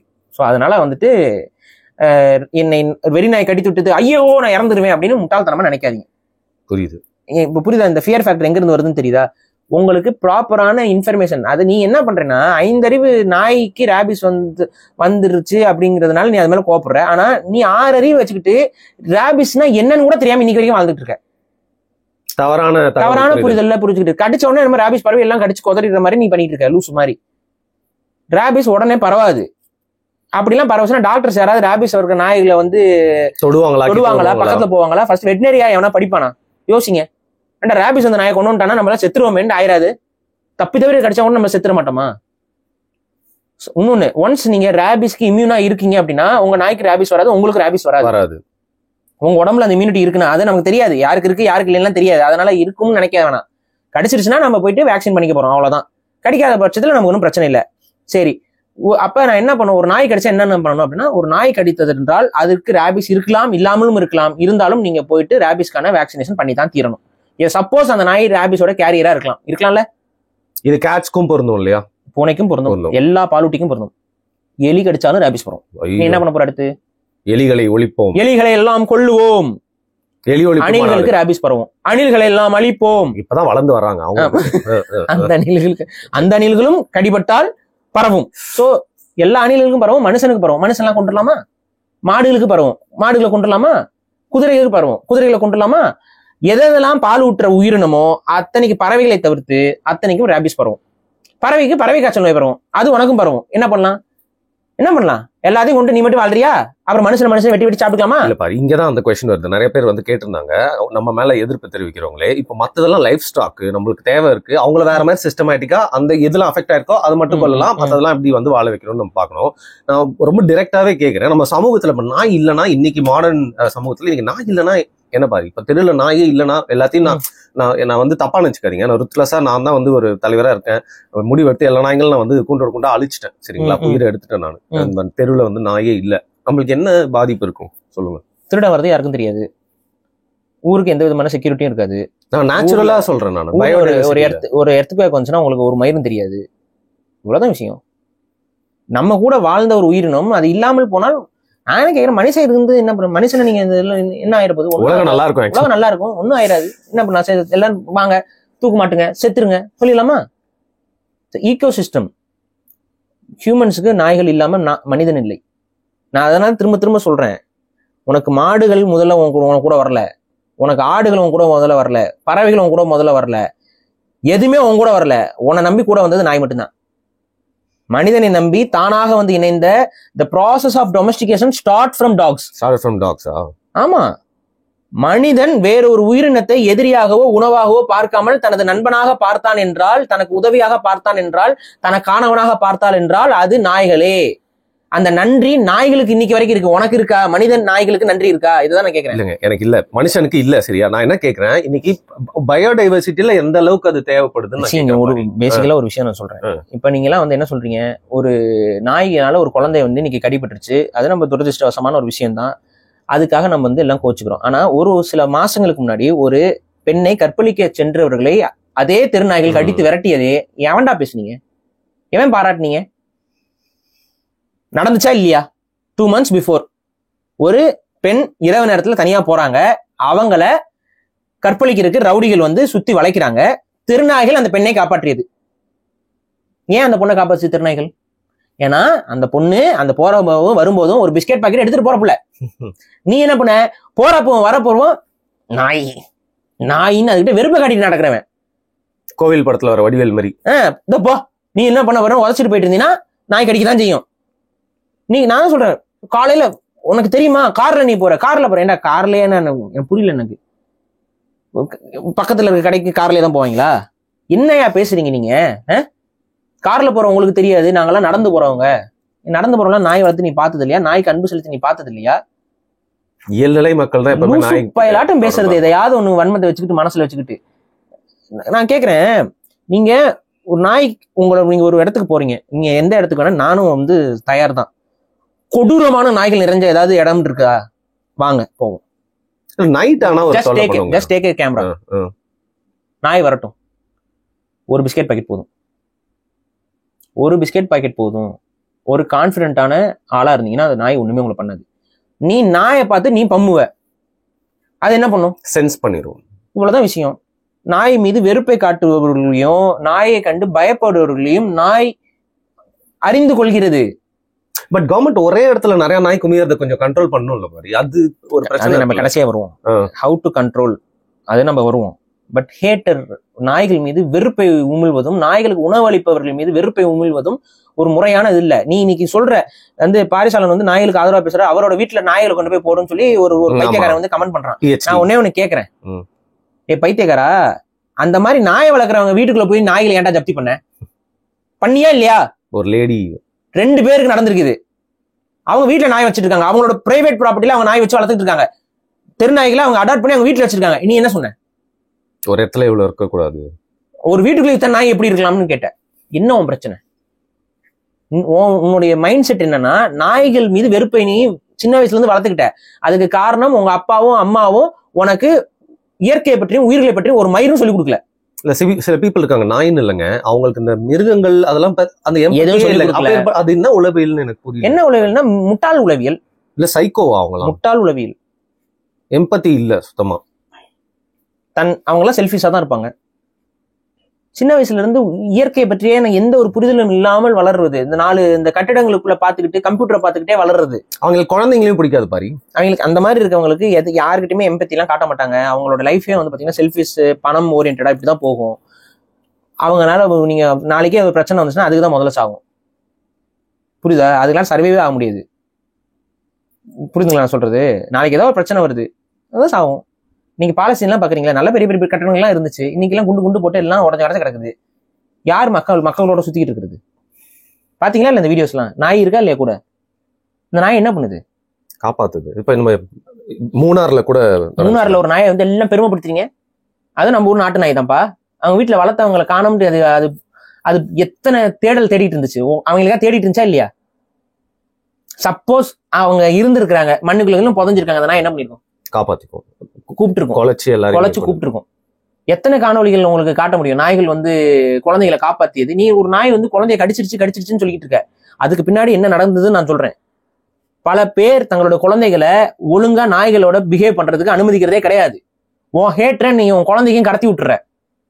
நாயை கண்டா கல்ல கடிஞ்சு அடிக்கிறது, விரட்டுறது, கெத்து காட்டுறாராம். அவடனே குழந்தை நினைக்குது, ஓ நம்மளும் அப்படி விரட்டணும். அது விரட்டும். குழந்தைகள் மேல நாய்களுக்கு வெறுப்பு அதிகரிக்கிறது. பெரிய ஆள் கண்டு பயப்படும், ஏன்னா பெரியா இருக்கா நம்ம போனா அடிச்சிருவான்னு தெரியும். ஆனா குழந்தை சின்னது, கல் எடுத்தவங்க அந்த வெறுப்பு வந்து பில்ட் ஆகும். இந்த குழந்தை மீது இருக்கக்கூடிய வெறுப்பு வேறொரு குழந்தையின் மீது பிரதிபலிக்கலாம். சின்னதா இருக்கு, அதே மாதிரிதான் போல இதுவும் பிரதிபலிக்கலாம். சோ இந்த மிஸ்டேக் எங்க இருந்து வருது? மனிதர்கள் நம்ம தப்பா பண்றோம். ரோட்ல வண்டி ஓட்டிட்டு போறோம், சும்மா போனோம், நாய் குறுக்கால வந்துச்சுன்னா உதைக்கிற, அடிக்கிற. பைக்ல போறோம், அத்தனை பேர் மேல கோவப்படுது, பயப்படுது. இந்த ஒரு அடிப்படை அறிவு வேணா? ஏன்டா அடிச்ச? நீ தான் விதைக்கிற வினைய. இப்ப என்ன கேள்வி உங்களுக்கு வருதுன்னா, ஒரு இஸ்லாமியர் ஒருத்தர், இவங்களுக்கு ஒரு வேற விஷயம். அது நாய் இனத்தெல்லாம் அழிச்சிடணும், ஏன்னா அவங்க குரான்ல இருக்குது. வானவர்கள் உள்ள வர மாட்டாங்க. குரான்ல வந்து நபிகள் சொல்றாரு, நாய் வந்து அசுத்தமான பிராணி, அதை வந்து வீட்டுல வளர்க்க கூடாதுன்னு நபிகள் சொல்றாப்புல. இந்த ஒரு காரணத்துக்காக நாய்கள் மேல வன்மத்தை கக்கிறது சம்பந்தமே இல்லாம. ஆனா பூனை வளர்ப்பாங்க. ஏன்னா பூனை வந்து நபிகள் வளர்த்தாரு. அவர் ஏன் நாய்க்கு எதிராக பேசியிருக்காருன்னு எனக்கு புரிஞ்சிருச்சு. பூனை வளர்த்துட்டு இருக்காருங்க, நாய் என்ன? அதுதான் ரீசனா இருந்திருக்கும். அவர் ஆனா சொல்றதுக்கு காரணங்கள் வேற. நாய் ரெண்டு வளர்க்குறீங்க பாருங்க. இங்க பாருங்க, என்னன்னா நாய்களை பொறுத்த வரைக்கும் நீங்க இன்னைக்கு வளர்க்கறதுக்கும் அன்னைக்கு இருந்த மக்கள் வளர்த்ததும் வேற வேற. இன்னைக்கு நீ வந்து மூஞ்சியை கொடுக்கறது, வாய்கிட்ட போய் நீ போய் நக்கிறது, ஸ்மூச் பண்றது எல்லாம் முட்டாள்தனம். வேற எவனா அந்த வாயில இந்த பெட்லவருங்கிற அந்த பேர்ல இதுக்கு பண்ற அட்டூழியம் அழிச்சா டைம்ல நானும் தான் பாத்துக்கிட்டு இருக்கேன். அதெல்லாம் ஏற்கல. அதே போல நம்ம விஜய் சித்து அவர்கள் குட்டியை தூக்கி தூக்கி விளையாண்டுட்டு இருக்காப்புல, அதுவே தப்பு. அதுக்கு கண்ணாடி மாட்டி விடுறால தப்பு. இதெல்லாம் பண்ணக்கூடாதுங்க. அதெல்லாம் தப்புங்க. அதெல்லாம் பண்ணக்கூடாது. நாய்க்குட்டியை வந்து இப்படி கையில தூக்கி வச்சுட்டே இருக்கக்கூடாது. அது நேச்சர் கிடையாது. அதுக்கு நிறைய சீரியஸான இன்ஜுரிஸ் வரக்கு வாய்ப்பு இருக்கு அப்படி பண்றதன் மூலமா. புரியுதுங்களா? நாயை தூக்கணும் அப்படின்னா, நாய்க்குட்டி தூக்கணும்னா எப்பயாவது ஒரு டைம் இப்படி தூக்குறதுங்கிறது ஓகே. ப்ராப்பரா தூக்குறதுங்கிறது வேற. அது தாய் நாய் எப்படி தூக்குமோ அப்படி தூக்குறது தான் ப்ராப்பரா தூக்குறது. பட் அது நமக்கு தூக்குறதுக்கு நமக்கு கை இல்ல, அது ஒத்து வராதுன்னு வைங்களேன். நம்ம அப்படி கழுத்து பிடிச்சி இப்படி தூக்குறது ஒத்து வராது. பட் ஆனா சில டெக்னிக்ஸ் இருக்கு. நீங்க வந்து குழந்தைய தூக்குற மாதிரி தூக்கி வைக்கிறது பிரச்சனை கிடையாது. பட் எப்பவுமே தூக்கி வச்சிருக்க கூடாது. சோ அதுல அவர் தூக்கி வச்சிட்டு இருக்காரு அந்த வீடியோல. கண்டிப்பா அப்படி வீடியோங்கிறது வேற, ரியல் லைஃப்ங்கிறது வேற. ரியல் தூக்கிட்டே வீடியோக்காக அவங்க தூக்கி வச்சிட்டு இருக்காங்க. பட் நிறைய பேர் நம்ம வீடுகள்ல பார்த்துருப்போம். சில பேர் தூக்கிக்கிட்டே அலைவாங்க, தூக்கிட்டே அது இறங்கி நடக்கும். இதெல்லாம் தான் ப்ராப்பரா டெவலப் ஆகாது. கை கால் பிரச்சனைகள் வரும் நாய்களுக்கு. புரியுது. அதுக்கப்புறம் அந்த ரொம்ப அட்டாச்மெண்ட் வந்து இன்க்ரீஸ் ஆகும். ரெண்டாவது ரொம்ப பேம்பர் பண்ணி நீங்க நாயை வளர்த்தீங்கன்னா அது ஆல்ஃபாவா மாறிடும். இதெல்லாம் ரொம்ப டீப்பான டாபிக்னு வைங்களேன். ஸோ அதெல்லாம் நான் விட்டுறேன். ஸோ அப்படி பண்ணாதீங்க. ரொம்ப செல்லம் கொடுக்காதீங்க. நாய்களையும் மிரட்டி தான் வளர்க்கணும். நாய்களையும் கொஞ்சம் அடிச்சு தான் வளர்க்கணும். நாய்கள் மட்டும் இல்ல, பிள்ளைகளையும் நாய்களும் எல்லாத்தையுமே கொஞ்சம் மிரட்டியும் உருட்டியும் அடிச்சும் வளர்த்தாதான் சரியா இருக்கும். தப்பு செய்யும்போது கரெக்டா அந்த டைம்ல சொல்லி காட்டணும். அப்படி இல்லைன்னா அக்ரெசிவா சமூகத்துல போய் வெறி நாயா வளரும். ஆமா. சோ இதுதான் விஷயம். இதெல்லாம் நீங்க வந்து கொஞ்சம் கொஞ்சமா அதை நம்ம டீட்டெயிலா அவர் கரெக்டா பண்ணாரா? எல்லாமே இதெல்லாம் கரெக்ட். ஒரே ஒரு எனக்கு அதுல அவருடைய இதுல ஒரு ரொம்ப மேஜரான மிஸ்டேக்ஸ் ஒரு 2-3 இருக்கு. ஒண்ணு வந்து பெட் ஷாப்புக்கு போயிருக்க கூடாது. ஏன்னா பெட் ஷாப்ல இருக்கக்கூடிய பெரும்பான்மையான பொருட்கள் நாய்களுக்கு எதிரான நல்லது இல்ல. குழந்தைங்களோட இது அப்படிதாங்க. அவங்களுக்கு விளையாட்டு பொருள். பெட் ஷாப்புக்கு தயவு செஞ்சு நாய்களை கொண்டு போகாதீங்க. இங்க என்ன ஒரு கொடுமையிலும் கொடுமைனா, பல வெட்டினரி ஹாஸ்பிட்டல்ஸ் பெட் ஷாப்பா மாறிக்குது. ஆமா, நீங்க அப்படிதான் நடக்குது. அடையார்ல ஒரு போனீங்கன்னா டாக் ஃபுட் தான் ப்ரொமோட் பண்றாங்க. ஆமா, ஓகே. அட்லீஸ்ட் வந்து இந்த அங்க போன டாக்டர்ஸ் தயிர் சாதம்ங்கிறத மட்டும் சொல்லிட்டாங்க. அதுல ஒரு டாக்டர் வந்து வெட்டினரியன் தான். என்ன படிச்சாங்கன்னு எனக்கு சத்தியமா தெரியல. அவங்க என்ன சொல்றாங்கன்னு பாத்தீங்கன்னா காய்கறி கொடுக்கலாம்ங்கிறாங்க. எந்த இதுல வந்து காய்கறி, எந்த வெட்டினரியன் வந்து உங்களுக்கு வெஜிடேரியன் டாக்டரா இருப்பாங்க போலங்க, என்னன்னு புரியல எனக்கு. காய்கறி எல்லாம் கொடுக்கலாங்கிறாங்க, பழங்கள் கொடுக்கலாங்கிறாங்க, எல்லா ஃப்ரூட்ஸும் கொடுக்கலாம். நான் ஆக்சுவலா அந்த வீடியோ பார்த்துட்டேன். அவங்க அதை சொல்ற மீனிங் என்ன அப்படின்னா, எல்லா ஃப்ரூட்ஸும் கொடுக்கலாம், எல்லா வெஜிடபிள்ஸும் கொடுக்கலாம். செத்துரும் நாய். வெஜிடபிள்ஸை செரிக்கிற திறமையே நாய்களுக்கு கிடையாது. நீங்க வெஜிடபிள்ஸுக்கும் நீங்க எப்படி கொடுக்கணும்னு சொன்னீங்களா? கேரட் வேணா கொடுக்கலாங்க. அந்த கேரட்டையும் எப்படி கொடுக்கணும்னா ஸ்மாஷ் பண்ணி கொடுக்கணும். கேரட்டை ஃபுல்லா பிசைஞ்சு கொலன்னு மாத்தி கொடுக்கணும். நீங்க கேரட்டை கட்டி எல்லாம் நம்ம ஊருக்கு பொரியலுக்கு செய்யற மாதிரி கட் பண்ணி எல்லாம் போட்டீங்கன்னு வைங்களேன், சாப்பிடும் நாய். சாப்பிட்டுலாம் மேபி. ஆய் போகும்போது பாருங்க கேரட் அப்படியே தான் வரும். கேரட் என்ன சாதாரண மசியக்கூடிய தன்மை தானே, ஆனா அதுவே ஆய் போகும்போது பாருங்க அப்படியே தான் வரும். ஏன்னா அதுக்கு செரிமானமே ஆகாது. அதே போல இந்த கொண்ட கடலை லொட்டு லோஸ்லாம் சில பேர் போடுவாங்க, செரிமானம் ஆகாது, அப்படியே தான் வரும். பூப்போட சைஸும் பெருசா இருக்கும். ஏன்னா செரிச்சாதானங்க குறையும், அப்படியே வரும். ஆக்சுவலா பண்ணக்கூடாது. அது எப்படி சொல்றாங்க? இன்னொன்னு, எல்லா ஃப்ரூட்ஸும் கொடுக்கலாங்க. கிரேப்ஸ் எல்லாம் கொடுத்தா நாய் சாவறதுக்கே வாய்ப்பு இருக்கு. கிரேப்ஸ் திராட்சை எல்லாம் வந்து நாய்களுக்கு விஷம். அந்த மாதிரி நிறைய சிட்ரஸ் ஃப்ரூட்ஸ் எல்லாம் வந்து நாய்களுக்கு விஷமாக இருக்கக்கூடிய தன்மை கொண்டது. எல்லா ஃப்ரூட்ஸும் கொடுக்கலாங்கிறாங்க. ஆப்பிள் தரலாம், புரியுதுங்களா? மாம்பழம் தரலாம், வாழைப்பழம் தரலாம். ஆக்சுவலா வாழைப்பழமே வந்து அடிக்கடி எல்லாம் கொடுக்க கூடாது. ஏன்னா அதுக்கு ரொம்ப சுகர் ஹை ஆயிரும், தூங்காது. அது ஒண்ணு. ரெண்டாவது வந்து கான்ஸ்டிபேஷன் ஆகும். பழங்கள் எல்லாமே கான்ஸ்டிபேஷன் பண்ணும். ஆப்பிள் அப்படி கிடையாது. ஆப்பிள் கொடுக்கலாம், ரெகுலராலாம் கொடுக்கணும் அவசியம் இல்லை. நாய்க்கும் ஆப்பிளுக்கும் சம்மந்தம் கிடையாது, நாய்க்கும் பழங்களுக்கும் சம்மந்தமே கிடையாது. புரியுதுங்களா? அப்ப அது ஒரு அசைவ பட்சிக்கு என்ன உணவோ அதை தான் கொடுக்கணும். அந்த டாக்டர் தப்பா சொல்லியிருக்காங்க. தப்பு. அப்படிலாம் கைட் பண்ணக்கூடாது. மேபி அவங்க அந்த பையன் இருப்பாங்களா, அவனோட ஃபேனா இருப்பாங்கன்னு நினைக்கிறேன். Vegan kind of. வீகன் எல்லாம் நாயெல்லாம் வளர்க்கவே கூடாது. வீகனாக இருப்பவர்கள் நாய் எந்த இதுன்னு உங்களே நீங்க வளர்க்காதீர்கள் தான் நான் சொல்லுவேன். வளர்க்காதீங்க, எதுக்கு நீங்க வாழ்றீங்க அப்படின்னு தான் நான் கேட்பேன். ஸோ இது வந்து ரொம்ப தப்பான கைடன்ஸ். அதை வந்து ஒரு வெட்டினரியன் சொல்றதை நம்பி நிறைய பேர் பண்ணுவதற்கு வாய்ப்பு இருக்கு. அது எனக்கு ரொம்ப ஒரு தப்பா ஃபீல் ஆச்சு. அதனால நான் சொல்றேன், உங்களுக்கு தேவைன்னா டாக்டர் கிஷோர் குமார்லாம் இருக்காரு, அவருடைய வீடியோஸ் எல்லாம் சீரியஸ் இருக்காரு, நம்மளோட நெருங்கிய நண்பர் தான். தயவு செஞ்சு போய் பாருங்க, அவர் உங்களுக்கு கைட் பண்ணிருப்பாரு. குட்டிகள் எப்படி வளர்க்கணும், இதை பண்ணணும், அது இன்னும் டீட்டெயில்டா அவர் பேசியிருப்பாரு, சயின்டிபிக்கலா பேசியிருப்பாரு. நீங்க போய் பாருங்க. நான் ஒரு மேலோட்டமா சொல்லிடுறேன். பட் அவங்க சொன்னது ரொம்ப தப்பான ஒரு ஸ்டேட்மெண்ட். காய்கறிகள் பழங்கள்லாம் கொடுக்க கூடாது, அந்த டாக்டர் இஸ் ராங் அப்படி தப்பா ஒரு டாக்டர் சொல்லிட்டாங்கன்னு சொல்லி நீங்க நிறைய பேர் அதை ஃபாலோ பண்ண ஆரம்பிப்பீங்க. தப்பு. புரியுது. தயிர் சாதம் ஓகே, பிரச்சனை இல்லை, கொடுக்கலாம். அது அப்புறம் முட்டை வேக வச்சு கொடுக்கலாம். முட்டையை நீங்க பச்சையா கொடுத்தாலும் தப்பு கிடையாது. சில பேர் பச்சையா கொடுத்தா அதுக்கு வந்து ஒரு டெஃபிஷியன்சி வரும்னா சொல்லுவாங்க. பட் முட்டையை முழுமையாக நீங்க பச்சையாக கொடுக்கும்போது அந்த டெஃபிஷியன்சி வராது. சில பேர் இந்த வெள்ளைக்கரு மஞ்சக்கருன்னு மாத்தி கொடுப்பாங்க, பிரிச்சு கொடுப்பாங்கல்ல, அப்பதான் இந்த ப்ராப்ளம்ஸ் எல்லாம் வரும். அது இந்த விட்டமின் B2 டெஃபிஷியன்சி இதெல்லாம் சொல்லுவாங்க.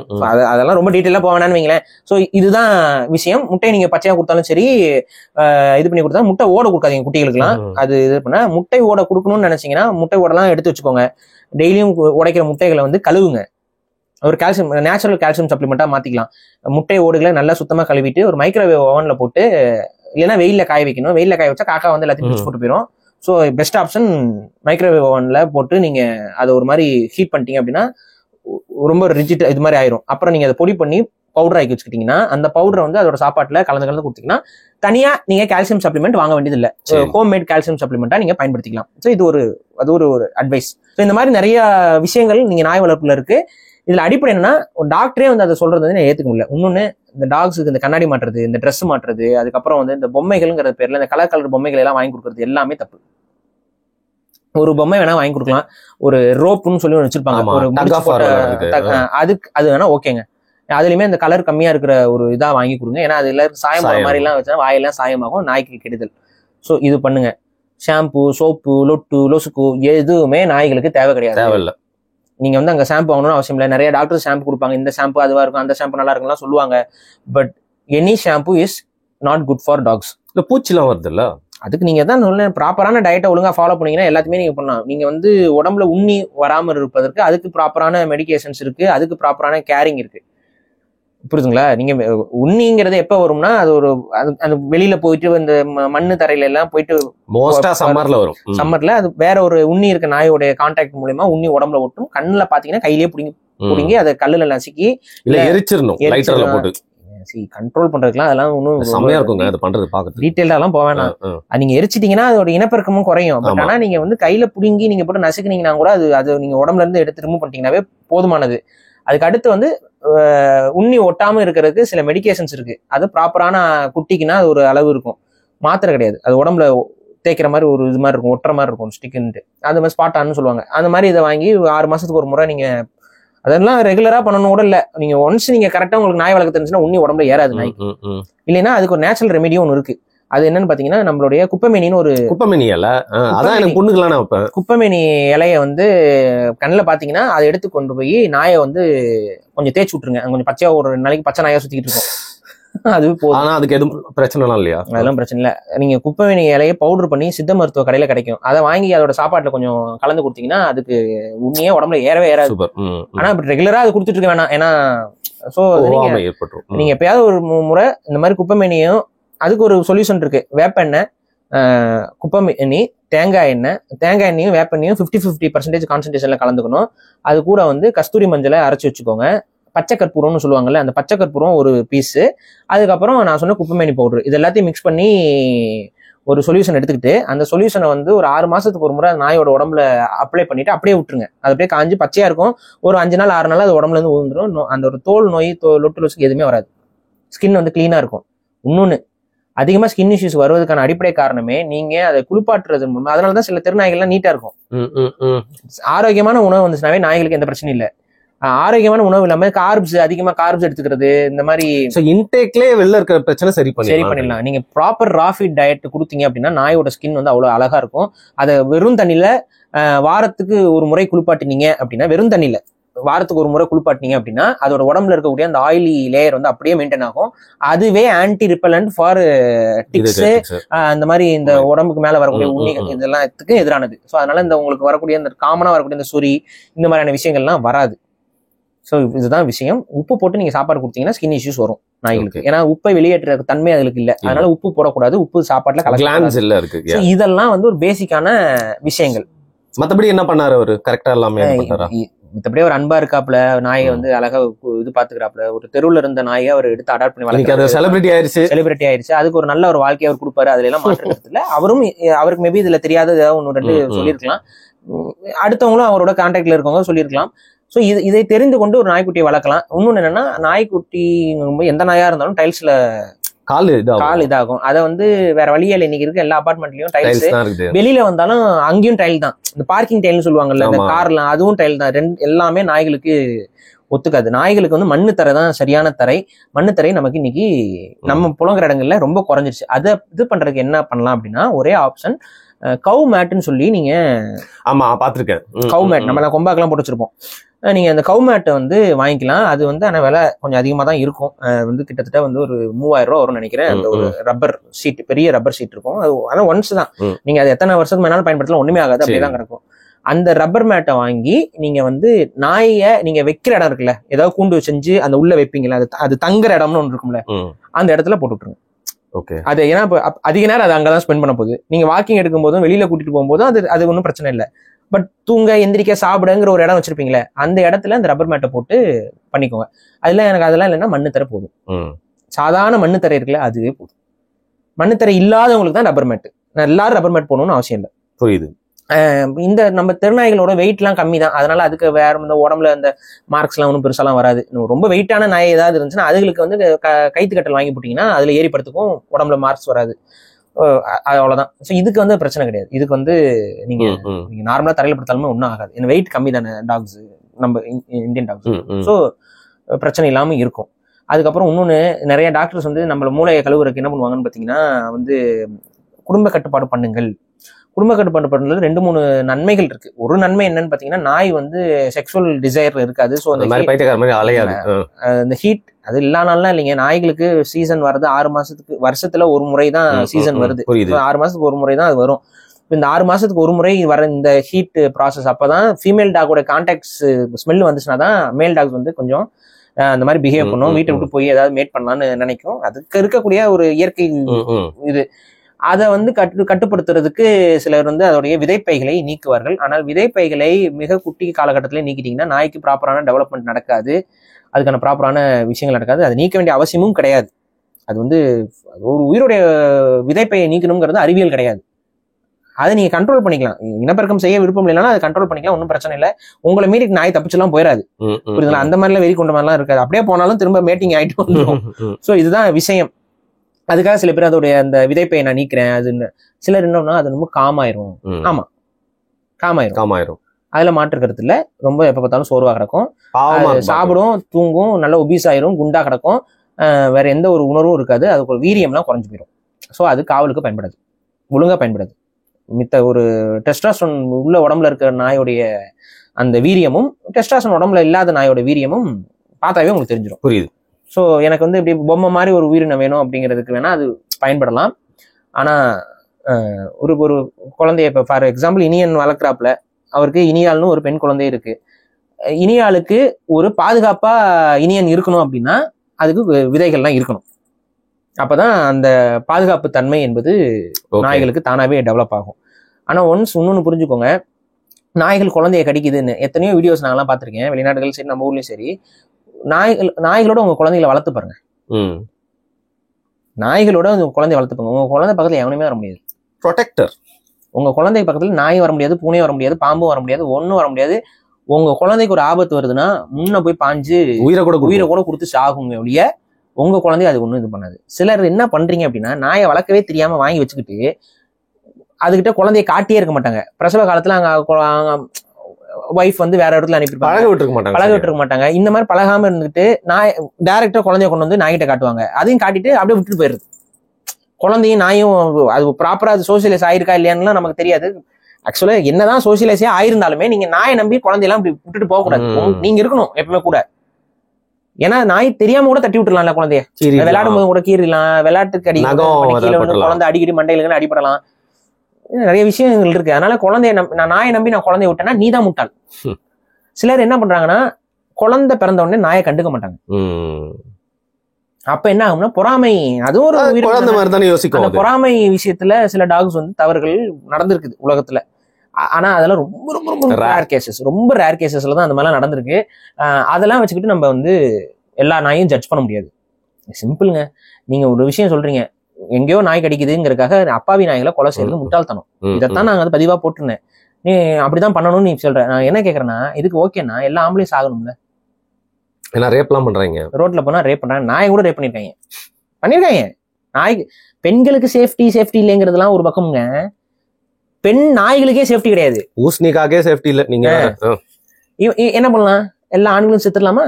நீ செத்துறேன், நான் செத்துறேன், எல்லாம் செத்துருவோம். கரெக்டா இருக்குமா? உலகம் பாதுகாப்பாயிருமா? முட்டாள்தனம் இல்ல? அதுதான் நீ பண்ற. தப்பு செய்யறவன் இருக்கதான் செய்வான் எல்லா இடத்துலயும். தப்பு செய்யறவன் 5 பேர் இருக்கான்னா நல்லது செய்யறவன் லட்சக்கணக்கான பேர் இருக்காயா. கடிக்கிற நாய் ஒரு ஊருக்கு 5 இருக்கு அப்படின்னா வாலாட்டுற நாயும் அன்பை காட்டுற நாயும் தான் ஆயிரக்கணக்கில் இருக்கு. நீ இந்த 5 நாயை வந்து கடிக்குதுன்னா அதை நீ வந்து கொல்லு, தப்பு இல்லை. நான் வந்து கொல்லவே கூடாதுன்ட்டு நான் முட்டாள்தனம்லாம் பண்ணல. நீங்க பீட்டாவோட ஏஜென்ட் தான். இந்த மாதிரி முட்டாள்தனம்லாம் பீட்டான்னு ஒரு அமைப்பு, அதுக்கு பின்னாடி இருக்க அரசியல், ஜல்லிக்கட்டு காலகட்டத்துல யாரா கட்டுரை எழுதி உங்களுக்கு புரிய வச்சா? அப்ப அதெல்லாம் கன்ஸ்பிரேஷன் சொல்லி சுத்திட்டு இருந்த நீ என்ன சொல்றியா? எரிச்சல்ல வீகன் அஜெண்டாக்கு எதிராக எவ்வளவு வீடியோஸ் போட்டிருக்கேன். எந்த எவன் போய் பேசியிருக்கேன்? வீகனுக்கு எதிராக நான் பேசணும், எனக்கு என்ன தலையெழுத்தா? ஏன்டா உட்காந்து பேசிட்டு இருக்கேன்? ஆனா எதுவுமே இல்லை, வன்மத்தை கக்கிட்டு போயிடணும், கக்கிட்டு போயிடுறது. கொஞ்சம் கூட அறிவை வச்சு பயன்படுத்துறது இல்லை. நாங்க என்ன சொல்றோம்னா, நீ ஒரு நாய் ஒரு குழந்தைய கடிச்சிருச்சு, தாராளமாக அந்த நாயை கொல்லு. ஏன்னா அந்த நாய்க்கு அடுத்து பிறக்கக்கூடிய குழந்தைகளும் அந்த குணம் கொண்ட நாய்களாக இருக்கும். அப்படிதான் பழங்காலத்துல ஓநாய்கிட்ட இருந்து நாய் இன்னைக்கு மாறி இருக்குன்னா நம்ம தான் கொண்டு இருக்கோம். சோ நான் வந்து நாய்களையே கொல்லக்கூடாதுங்க அப்படின்லாம் நான் பேசல. தப்பு செஞ்சதுன்னா நாயை கொல்லு. அதே போல வீட்டுல ஒருத்தன் நாய் வளர்க்குறான், நாய் வந்து இன்னொருத்தனை கடிச்சுது அப்படின்னா தூக்கி உள்ள போடு. யார? ஓனரை தூக்கி உள்ள போடு. யார் பொறுப்பு? அவன் தான் பொறுப்பு. அவன் ஒழுங்கா வளர்க்கலைங்கிறதான பிரச்சனை. மாஸ்க் போட்டு தான் கூட்டு. அதுக்கு என்ன போட்டுருந்தேன்? அதுக்கு நல்லதுதான் போட்டு. நல்ல திட்டம். நாய்களுக்கும் நல்லது, மனுஷங்களுக்கும். ஏன் நாய்களுக்கு நல்லதுன்னா, நாய்கள் வந்து கீழே விஷம் இருக்குங்க, ரேட் பாய்சன் எல்லாம் கீழே கிடக்குங்க. சில டைம்ஸ் வந்து இப்ப எலியை பிடிக்கிறதுக்காக சில பேர் வீட்டுல பாய்சன் வச்சிருப்பாங்க. அந்த பாய்சனை வந்து ப்ராப்பரா டிஸ்போஸ் பண்ணணும். சிலர் என்ன பண்ணுவாங்கன்னா அந்த பாய்சன் அப்படியே கொண்டு வந்து எலிதை செத்து போயிடும். அந்த பாய்சனும் சும்மா இருக்கும்ல, அதை கொண்டு வந்து ரோட்ல போடுறது. இல்ல, நான் ஃபாஸ்டர் பண்ணுவேன், தெரியும்ல உங்களுக்கு. அதுவே ஒரு குட்டி நாய் இருக்கும், எதை பார்த்தாலும் முழுங்கிரும், அதை போயிட்டு நாக்குல நக்கிரும். சில டைம்ஸ் செத்த எலி எல்லாம் ரோட்ல கிடக்கும், டெட் பாடிஸ் மோந்து பார்க்கும், அதுல இருந்து கிருமிகள் வரலாம்.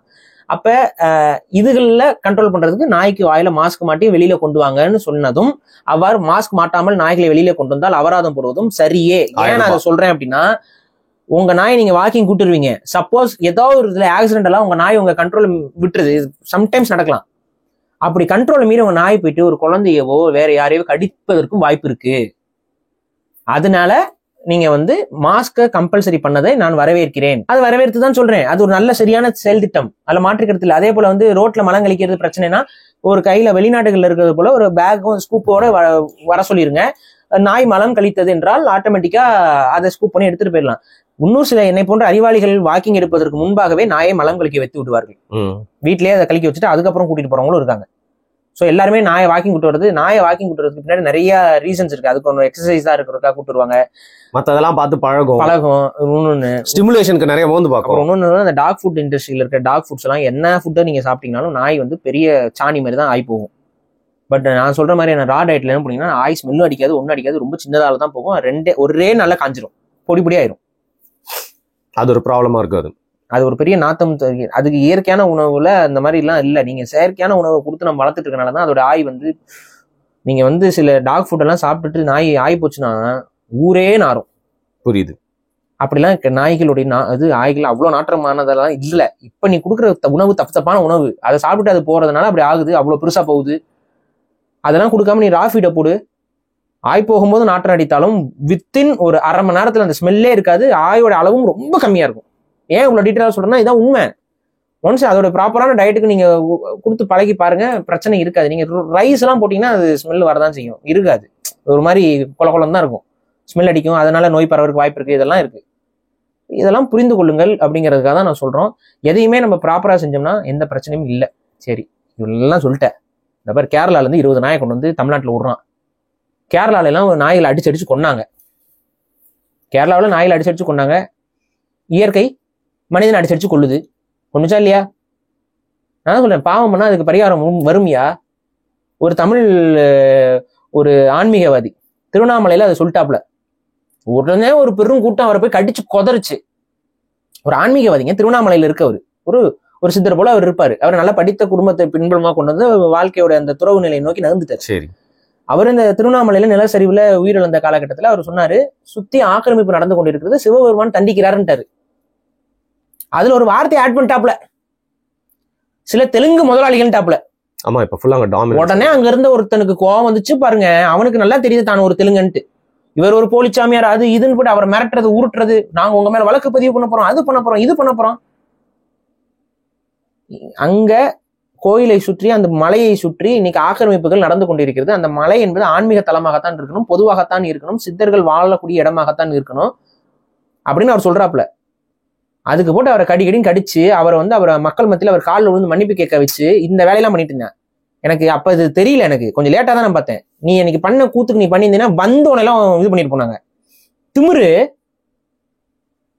வேற என்ன சொல்ல போற? ஆக்கிரமிப்பு நடந்துகிட்டு இருக்கு, ரெசார்ட்டை கொண்டு போய் மலையில கட்டுறான், அது என்ன சொல்லுவ? இதான் ஆன்மீகம் வளர்க்கறதா? திருவண்ணாமலை டெவலப் ஆகணும். திருவண்ணாமலை என்ன, அது கோயில் தானே,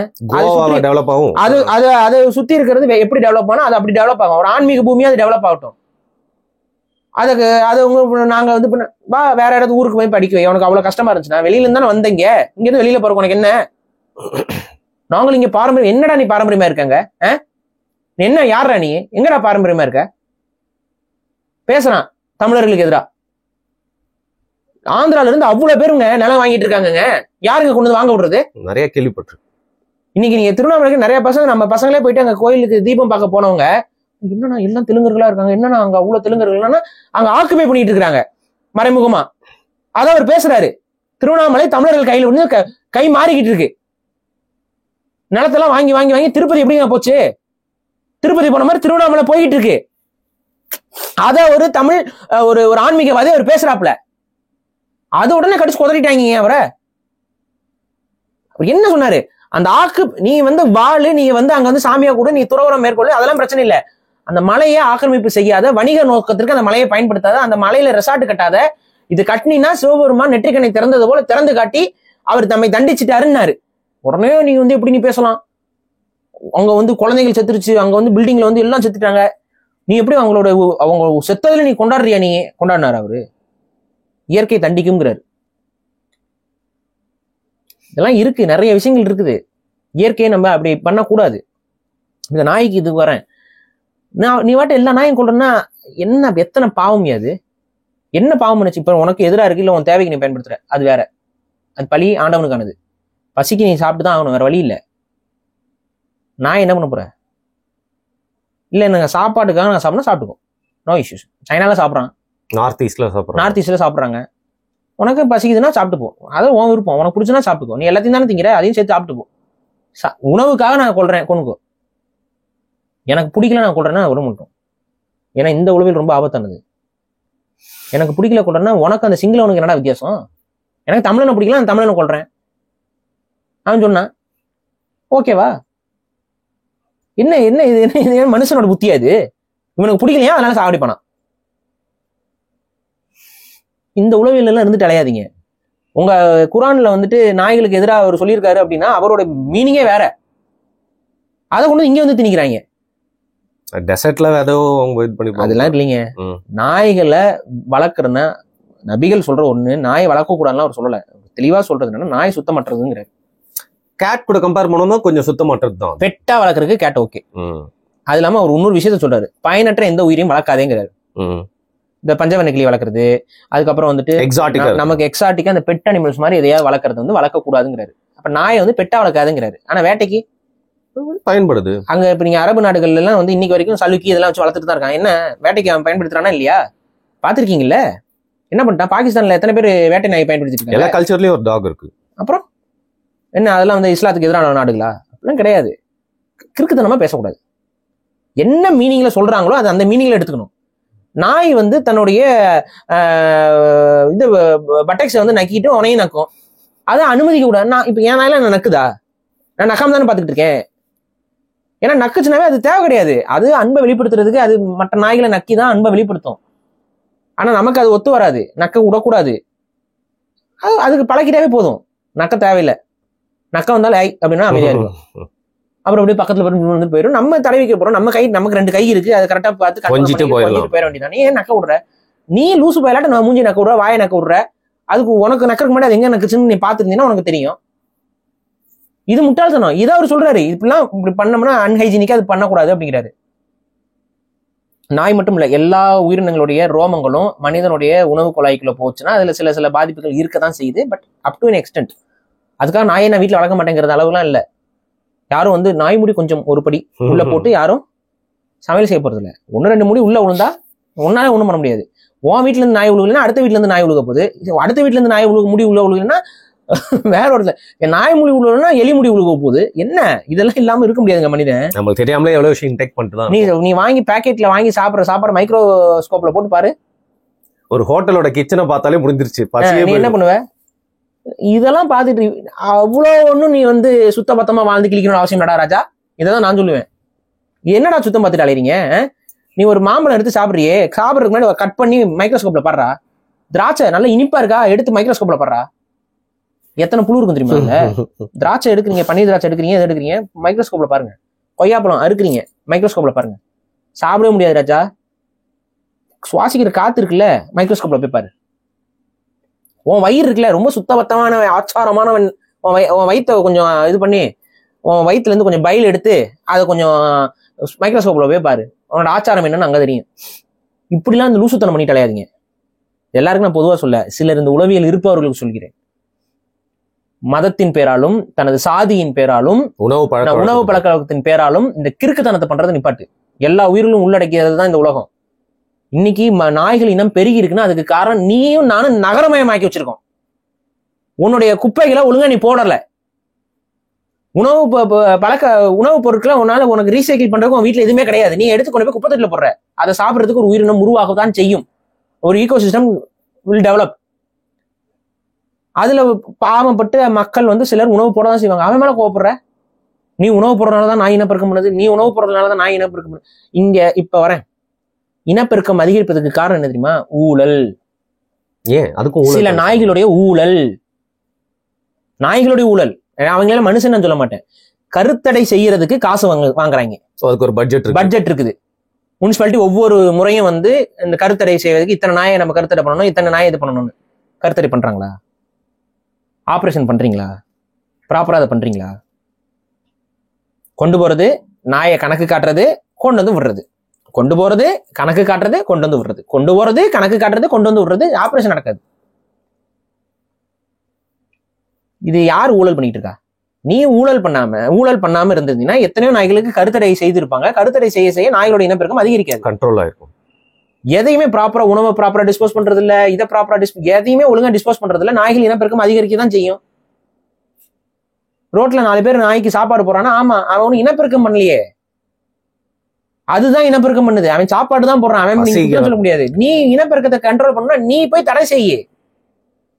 பெண் நாய்களை புடிச்சிட்டு போயிட்டு நீ கருத்தடை பண்ணு, ஆட்டோமேட்டிக்கா குறைஞ்சிரும். இப்ப மனித பாப்புலேஷன் அதிகரிச்சுட்டே போகுது. மனுஷனை சாகடிக்கிற பாப்புலேஷன் கண்ட்ரோல புரிய வைக்கிறீல. மனுஷனுக்கு புரிய வைக்கிறேன், நாய்களுக்கு புரிய வைக்க முடியாது. நீ தான் ஆக்ஷன் எடுக்கணும். மனுஷன் சொல்ற 2 குழந்தை போதும், 1 குழந்தை போதும், அதே போல நாய்களுக்கு சொல்ல முடியாது உன்னால. அப்ப நீ கண்ட்ரோல் பண்ணணும். 1-2 நாய்கள் பிழைக்கும், குறையும், அப்படியே ஆட்டோமேட்டிக்கா குறைஞ்சிரும். இவங்க ஊழல் பண்ணிட்டு இருக்காங்க உட்காந்துக்கிட்டு. அதுல இன்னைக்குமே இதுக்கான செயல் திட்டங்கள் இவங்களுக்கு என்னன்னா, ஊழல் பண்ணி இன்னைக்கு நாய் பெருகிருச்சு, அதனால பாதிப்பு வருதுதான். வரலன்னு நான் சொல்ல. தொடர்ச்சியா நாய் குலைக்கும் போது யாரா இருந்தாலும் கொஞ்சம் பயம் வரதான் செய்யும். ஆனா உங்களுக்கு அந்த மாதிரி பயம் இருக்கு. நான் டெய்லியும் போறேங்க பாரி, நீ எல்லாம் பேசலாம் ஓகே. நான் டெய்லி நைட்டு வந்து நான் வாக்கிங் போறேன், காலையில நான் வந்து ஜாகிங் போறேன், நாய் என்ன துரத்துது, என் குழந்தைய கடிக்க வருது, என்ன பண்ணலாம் என்கிட்ட கேள்வி, நான் பதில் சொல்றேன். ஒரு பிஸ்கெட் பாக்கெட் வாங்கிக்க. நாய் வரும்போது பயப்படாத, குலைச்சிட்டே வந்தா கூட அப்படின்னு சொல்லு. நிற்கும் எல்லாம் அவனை பார்த்துக்கிட்டு. கையை அப்படி தூக்கு, அப்புறம் பிஸ்கெட் எடு, உடச்சு போடு. ஒன்னும் நீ ஒன்றும் பண்ண அவசியம் இல்லை, நீ அதுக்கிட்ட பேசணும் அவசியம் இல்லை. நாயை வந்து ஐ கான்டாக்ட் கொடுக்காத, முறைச்சு பார்க்காத, இதெல்லாம் நீ பண்ணாத. நாய் ஒன்று ஒண்ணுமே பண்ணாது. நாய் உன்னை கடித்திருந்தாலும் எனக்கு தெரியும். உனக்கு தெரியுமாடா நாய் கடிக்காம இருக்குன்னு? எங்களெல்லாம் நாய் எத்தனை நாயை நம்ம பார்த்துருக்கோம், எத்தனை எதிர்ப்பு பண்ணிருக்கோம். நமக்கு ஒரு அந்த பிஹேவியர் தெரியுதுனால நம்ம அதை அவாய்ட் பண்ணிக்கிறோம். உனக்கு அந்த பிஹேவியர் தெரியல. நாய் கடிச்சோம்னா நாய்கள் மேல எல்லாருக்கும் விருப்பம் வந்துடும் நீ நினைக்கிறியா? எங்க வீட்டுல வளர்க்குற நாயில எத்தனை முறை தெரியாதனமெல்லாம் அதுகளோட பல்லெல்லாம் பட்டிருக்குது, விளையாடும் போது பட்டிருக்குது. கடிக்கணும்னு நினைச்சு கடிக்காது, டப்புன்னு ஏதாவது பிடிக்கிறது இது பண்றதுக்குலாம் பல்லு படும், இது பண்ணும். அதுவும் கொம்பா ஓடுறதுலாம் உங்களுக்கே தெரியும், அது பட்டுச்சுன்னா எப்படி வலிக்கணும்னு தெரியும். இதுக்காகலாம் யாராவது விருப்பாங்களா? பாருங்க, நாய்களை வெறுப்பதற்கு மனிதனுக்கு எந்த ஒரு காரணமும் கிடையாது. ஒரு காரணம், நீ ஏன் மனசுல ஒரு மன பிராந்திய மண்டையில ஏத்திக்கிட்டு வெறுத்துக்கிட்டு அலையிற? அன்பு காட்டு. நீ அதாவது பயனற்ற உயிரினமா பாக்குற. உனக்கு வேணா அது பயன் இல்லாமல் இருக்கலாம், ஆனா யாருக்கும் அது பயன்படும். இன்னைக்கு ஊர்ல பாம்புகள் குறைஞ்சிருக்கு. காரணம் என்ன? ஏதாவது யோசிக்கிறியா?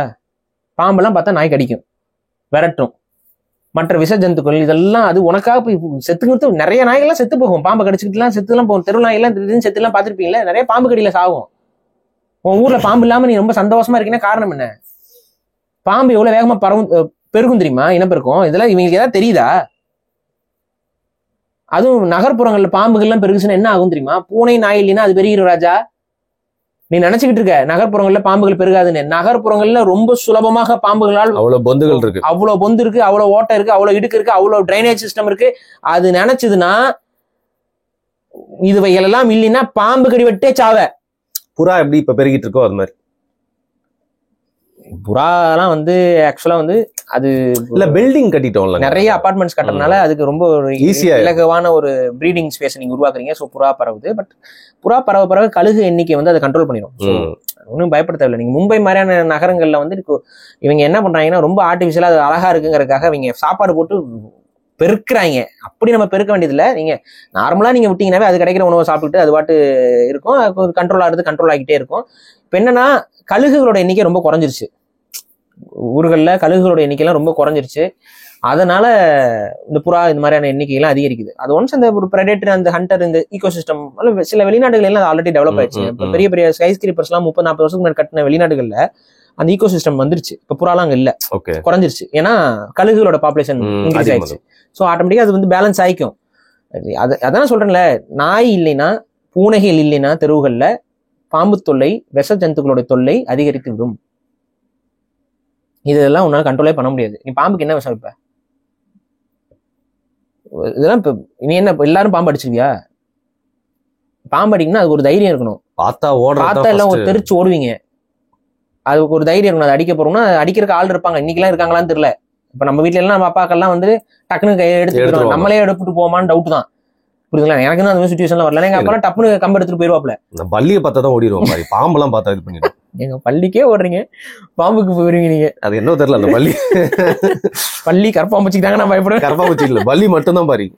கரப்பாம்பூச்சிலாம் நம்ம வந்து அப்படி எடுத்து விளையாடுறது காமெடியா இருக்கும். ஸோ இதுதான் விஷயம். நீங்க எல்லா உயிரும் நேசிங்க. விஜய் சித்து அவர்கள் எதுக்கு நாங்க அவரை பயன்படுத்திக்கிட்டோம் அப்படின்னா, தமிழ்ல பார்த்திருப்பீங்க. என்னடா விஜய் சித்து அவரை பத்தி பேசுறது நோக்கம் இல்லை. அவர் ஒரு அடாப்டட் டாக் எடுத்து பண்றாரு. இது இன்னொரு மேஜர் வந்து ஹோட்டல் மறந்துட்டேன். இல்ல ஒரு மணி நேரம் மேல போய்கிட்டு இருக்கே, அதனால சரி எடுத்து கொடுக்க வேணாம். கண்டென்ட் அதாவது நீங்க அவங்க கண்டிப்பா வந்து ஒரு ஸ்டேஜ் தான். அது வந்து ஹோட்டலுக்கு வந்து அப்படியே மறைச்சு கொண்டு வந்தா அதெல்லாம் வந்து இல்ல ஃபன்னுக்காக ஒரு ஸ்கிரிப்டுக்காக பண்றதுதான். ஒரு எழுதி வச்சு பண்ணாதான் நீங்க பாப்பீங்க, அப்பதான் சுவாரஸ்யமா இருக்குங்கிறதா தான் பண்ணிருக்காப்ல. பட் அதை நீங்க யாரும் பண்ணிடாதீங்க. ஏன்னா பெட் ஃப்ரெண்ட்லி ஹோட்டல்ஸ் அப்படிங்கிறது எதுக்கு அவங்க சொல்லியிருக்காங்க அப்படின்னா, சிலருக்கு வந்து டாக் அலர்ஜியே இருக்கும், கேட் அலர்ஜி இருக்கும். சிலருக்கு அந்த ரோமங்கள் வந்து அவங்களுக்கு அது ரொம்ப சிவியர் ஆஸ்மா பேஷண்ட்ஸ்க்குலாம் வந்து அந்த ரோமம் வந்து டிஸ்டர்ப் ஆகும். சிலருக்கு வந்து அலர்ஜியே இருக்கும், அவங்களுக்கு வந்து அந்த ஒத்துக்காம சின்ன வயசுல அலர்ஜியா இருக்கும். அவங்க மாதிரி இருக்க அவங்கெல்லாம் வந்து பெட்ஸ் இல்லாத ஹோட்டல் அப்படின்னு சொல்லி தான் பார்த்து தான் போவாங்க. ஸோ ஒரு பெட் ஃப்ரெண்ட்லி ஹோட்டல் அப்படிங்கிற டேக்ல இருக்க ஹோட்டலுக்கு மட்டும்தான் நீங்க நாயை கொண்டு போகணும். அது அவங்ககிட்ட ப்ராப்பரா இன்ஃபார்ம் பண்ணி தான் கொண்டு போகணும். ஸோ நீங்க வந்து நான் சொல்லாம நாங்கள் ஸ்னீக்கிங் பண்ணி கொண்டு போறோம்னா அது நிறைய மித்தவங்களுக்கு பாதிப்பாகிடும். ஏன்னா சப்போஸ் அதே ரூமுக்கு வேற ஒருத்தவங்க வரலாம். அடுத்து இவங்க போய் காலி பண்ணி போனதுக்கு அப்புறம் வேற ஒருத்தவங்க வந்து அங்க தங்கலாம். அவங்க என்ன நினைச்சிருப்பாங்க, பெட் ஃப்ரெண்ட்லி இல்ல, அதாவது பெட் ஃப்ரெண்ட்லியான ஹோட்டல் இல்ல, ஸ்ட்ரிக்டா பெட்ஸ் அப்படின்னு சொல்லிட்டு அவங்க உள்ள வருவாங்க. பட் ஆனால் உங்களுக்கு அலர்ஜி ஆயிரும். ஸோ இதை வந்து நம்ம செய்யக்கூடாது. பெட் ஃப்ரெண்ட்லியா இருக்க ஹோட்டல்ஸ்க்கு மட்டும் கூட்டு போங்க. ஆனா அதுல வந்து நாட்டு நாயா இந்த நாயான்னு கேட்கிற அந்த கான்செப்ட் எல்லாம் எனக்கும் புரியல. அதுல கேட்டதா சொல்றாங்க, பட் அதுமே ஸ்கிரிப்டா இருக்கலாம், தெரியல எனக்கு. அவங்க என்ன கேட்பாங்கன்னா மோஸ்ட்லி வந்து அடல்ட் டாகுங்களா பப்பியான்னு கேட்பாங்க. அது ஏன் அப்படி கேட்பாங்கன்னா, அடல்ட் டாக் பெருசா கத்திட்டு இருக்காப்ல இருக்காது, பப்பி கண்ட்ரோல் இல்லாம உங்களுக்கே தெரியும், அது கத்திக்கிட்டு இருக்கும், கண்ட்ரோல் பண்ண முடியாது. ஸோ பக்கத்துல இருக்க ரூம்ல டிஸ்டர்ப் ஆகும் இருக்காங்க. பப்பியா அடல்ட்டான்னு கேட்பாங்க. அது நம்ம பெட் ஃப்ரெண்ட்லி ஹோட்டல்ஸ்னு கேட்பாங்க. இல்லைன்னா பிரீட்ஸும் சில டைம்ஸ் கேட்பாங்க. அது எதுக்குன்னா அது ஒரு சைஸை டிட்டர்மைன் பண்றது. இப்ப கிரேடன் அப்படின்னீங்கன்னா என்ன பண்ணுவான், பெருசா இருக்கு, அதுக்கு ஒரு தனி ரூம் ஆயிருமே சார், ரொம்ப டேமேஜ் பண்ணிடும் சார். இப்ப இவர் விஜய் சித்து ஒரு குட்டியை தான் கூட்டு போனாரு, அது என்ன பண்ணுச்சு, தலைகாணிய பிடிச்சிருச்சு. இப்ப நீங்க வந்து கிரேடன்லாம் கூட்டு போறீங்கன்னு வைங்க, நான் கிரேடன் எனக்கு பப்பி தாங்க, ஆனா அது வந்து ஒரு 80-100 கிலோ இருக்குங்க, ஒரு இங்கிலீஷ் மாஸ்டிஃப், புல் மாஸ்டிஃப் நான் கூட்டு போறேன் அப்படின்னா அதுக்கு பயப்படுவாங்க அவங்க. அதனால என்ன பிரீடுன்னு கேட்பாங்க. நம்ம அது ப்ராப்பரா வந்து இல்லைங்க நம்ம இண்டி டாக் தாங்க, நம்ம நாட்டு நாய் தாங்க அப்படின்னா அதெல்லாம் வந்து சைஸுக்காக கேட்கறது தான் அது கேட்பாங்களே, அதுக்குள்ள ஒரு டிஸ்கிரிமினேஷன் பண்ணுவாங்க. ஆனா நான் சொன்னது உண்மை. நாட்டு நாயை வளர்த்தா இவன் ஒண்ணுக்கு ஆகாதவங்கிற மாதிரி ஒரு பார்வை இருக்கு, அது மாறணும். ஆனா இதுக்காக வந்து அங்க ஹோட்டல்ஸ்ல வந்து அலோவ் பண்ணாம இருப்பாங்களா அப்படிங்கிறது ரொம்ப ஓகே. இப்ப தொடர்ந்து நிறைய வீடியோஸ் அதை வச்சு பண்ண போறாரு. சோ இதுக்கு மேலயும் வந்து நீங்க அதை வச்சு பெட் ப்ராடக்ட்ஸ் தயவு செஞ்சு ப்ரமோட் பண்ணிடக்கூடாது. நான் அதை இப்ப சொல்லிடுறேன். பெட் ப்ராடக்ட்ஸ் தெரிஞ்சோ தெரியாம ரொம்ப தப்பான ஒரு விஷயம். நிறைய பெட் ப்ராடக்ட்ஸ் வந்து நாய்களுக்கு எதிரானவை, அது ப்ராப்பரா இல்ல. நீங்க ப்ராப்பரான வந்து ஹோம்மேட் ஃபுட்டை நம்ம ஈஸியா கொடுக்க முடியும். இல்ல என்ன மாதிரி ரா டயட் இல்ல பார்ஃப் டயட்டை நீங்க ஃபாலோ பண்ணலாம். ஸோ இதுதான் நான் சொல்ற அட்வைஸ். மற்றபடி இந்த பெட் ப்ராடக்ட்ஸ் லொட்டலோஸ்க்குலாம் யூஸ் பண்ணாதீங்க. அதே போல இந்த நாய்களை நீங்க நல்லபடி வளர்த்தீங்கன்னாவே அதுக்கு நோயெல்லாம் பெருசா வராது. நீங்க டாக்டர்கிட்ட அடிக்கடி கூட்டிட்டு போற வேண்டிய அவசியமும் இருக்காது, செலவு குறைஞ்சிரும். ஸோ அதுதான் ஓகே. இப்ப தொடர்ந்து அதான் அதை வச்சு நிறைய கண்டென்ட் பண்ண போறாரு. இனிமேல் சில குட்டி குட்டியெல்லாம் விஷயம்லாம் வந்து மாத்திக்கலாம். அவர் பண்ற விஷயம் நிறைய பேருக்கு போய் சேருன்றதால அது மூலியமா ஒரு அவேர்னஸா ரொம்ப செல்லம் கொடுத்து வளர்த்துறாதீங்க. அப்பப்ப உங்க கூட இருக்கவங்களை அடிக்கிற மாதிரி அதையும் கொஞ்சம் லைட்டா தட்டி வளர்த்தீங்கன்னா அது கரெக்டா வளரும். ரைட். ஸோ யூடியூப் கம்யூனிட்டிக்கு இனியனை வரவேற்கிறோம். மிக்க நன்றி பாரி. நன்றி.